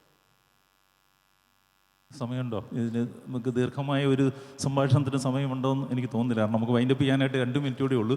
ഞാൻ ഒറ്റ വാക്കിൽ ഇത് പറയാം. ഇപ്പം നമ്മൾ വിനോദ് കൃഷ്ണയുടെ നോവൽ തന്നെ ഉണ്ടല്ലോ അതിന്. അപ്പം നമ്മൾ എല്ലാവരും എഴുതുന്ന ഒരേ വിഷയമാകണമെന്നില്ല. ഇത് ഡൈവേഴ്സിറ്റി ഉണ്ടാവില്ലല്ലോ, പലതരം വിഷയങ്ങളാണ്. അപ്പോൾ ഇവരെഴുതുന്ന നമ്മൾ ശക്തമായിട്ട് അതിനെ പിന്തുടരുക. അവരെ പോലെ തന്നെ മറ്റുള്ളവരും അതേ വിഷയം നമ്മൾ എഴുതണമെന്ന് വിചാരിക്കണമെന്നില്ല. ഇദ്ദേഹം എത്ര വ്യത്യസ്തമായ ഒരു നോവലാണ് എഴുതിയിരിക്കുന്നത്. ഞാൻ നിരീശ്വരനോ അല്ലെങ്കിൽ ആൻറ്റിക്കളോ ഒക്കെ വേറൊരു മേഖലയാണ്. അപ്പം ഈ ഡൈവേഴ്സിറ്റി പല തരത്തിൽ വരും. ഒരേ വിഷയത്തിൽ മാത്രം എല്ലാവർക്കും വൈൻഡപ്പ് ചെയ്യാൻ സമയമായതുകൊണ്ട് ഇത് ഒത്തിരി പേർക്ക് അഭിപ്രായങ്ങൾ പറയാനുണ്ടാകും. പക്ഷേ സമയത്തിൻ്റെ പരിമിതി കൊണ്ട് നമുക്ക് ഇവിടെ അവസാനിപ്പിക്കേണ്ടിയിരിക്കുന്നു. കാരണം നമ്മൾ ഒരു 137 വർഷം വർഷത്തെ മലയാള നോവലിൻ്റെ ചരിത്രത്തിൽ നിന്ന് പുതിയ മുഖത്തിലേക്ക് എത്തി നിൽക്കുകയാണ്. ഇപ്പം നമുക്ക് ഈ ആർട്ടിഫിഷ്യൽ ഇൻ്റലിജൻസിൻ്റെയൊക്കെ പുതിയ കാലമാണ്. നോവലിസ്റ്റുകൾക്കും എഴുത്തുകാർക്കുമൊക്കെ വലിയ വെല്ലുവിളി ഉയർത്തിക്കൊണ്ട് ഏതാണ്ട് യന്ത്രങ്ങൾ ഏതാണ്ട് മനുഷ്യൻ ചെയ്ത എല്ലാ ജോലികളും ഏറ്റെടുക്കുകയും ഇനി നോവലെഴുത്ത് പോലും ഏറ്റെടുക്കുകയും ചെയ്യപ്പെടുന്ന ഒരു കാലഘട്ടത്തിൽ പുതിയ മുഖങ്ങൾക്ക് എങ്ങനെ ഈ ആർട്ടിഫിഷ്യൽ ഇൻ്റലിജൻസിനെ അതിജീവിച്ചുകൊണ്ട് തങ്ങളുടെ ഭാവന കൊണ്ടും തങ്ങളുടെ സ്വന്തം ഇൻ്റലിജൻസ് കൊണ്ടും പുതിയ പുതിയ നോവലുകൾ സൃഷ്ടിക്കാൻ കഴിയുമെന്ന വെല്ലുവിളിയിലാണ് നമ്മൾ എത്തി നിൽക്കുന്നത്. ഈ സെഷനിൽ എല്ലാ പുതിയ മുഖങ്ങൾക്ക് അത് സാധിക്കട്ടെ എന്ന് ആശംസിച്ചുകൊണ്ട് ഈ സെഷനിൽ പങ്കെടുത്ത എല്ലാവർക്കും നന്ദി അർപ്പിച്ചുകൊണ്ട് ഞാൻ വിരമിക്കുന്നു. നന്ദി, നമസ്കാരം.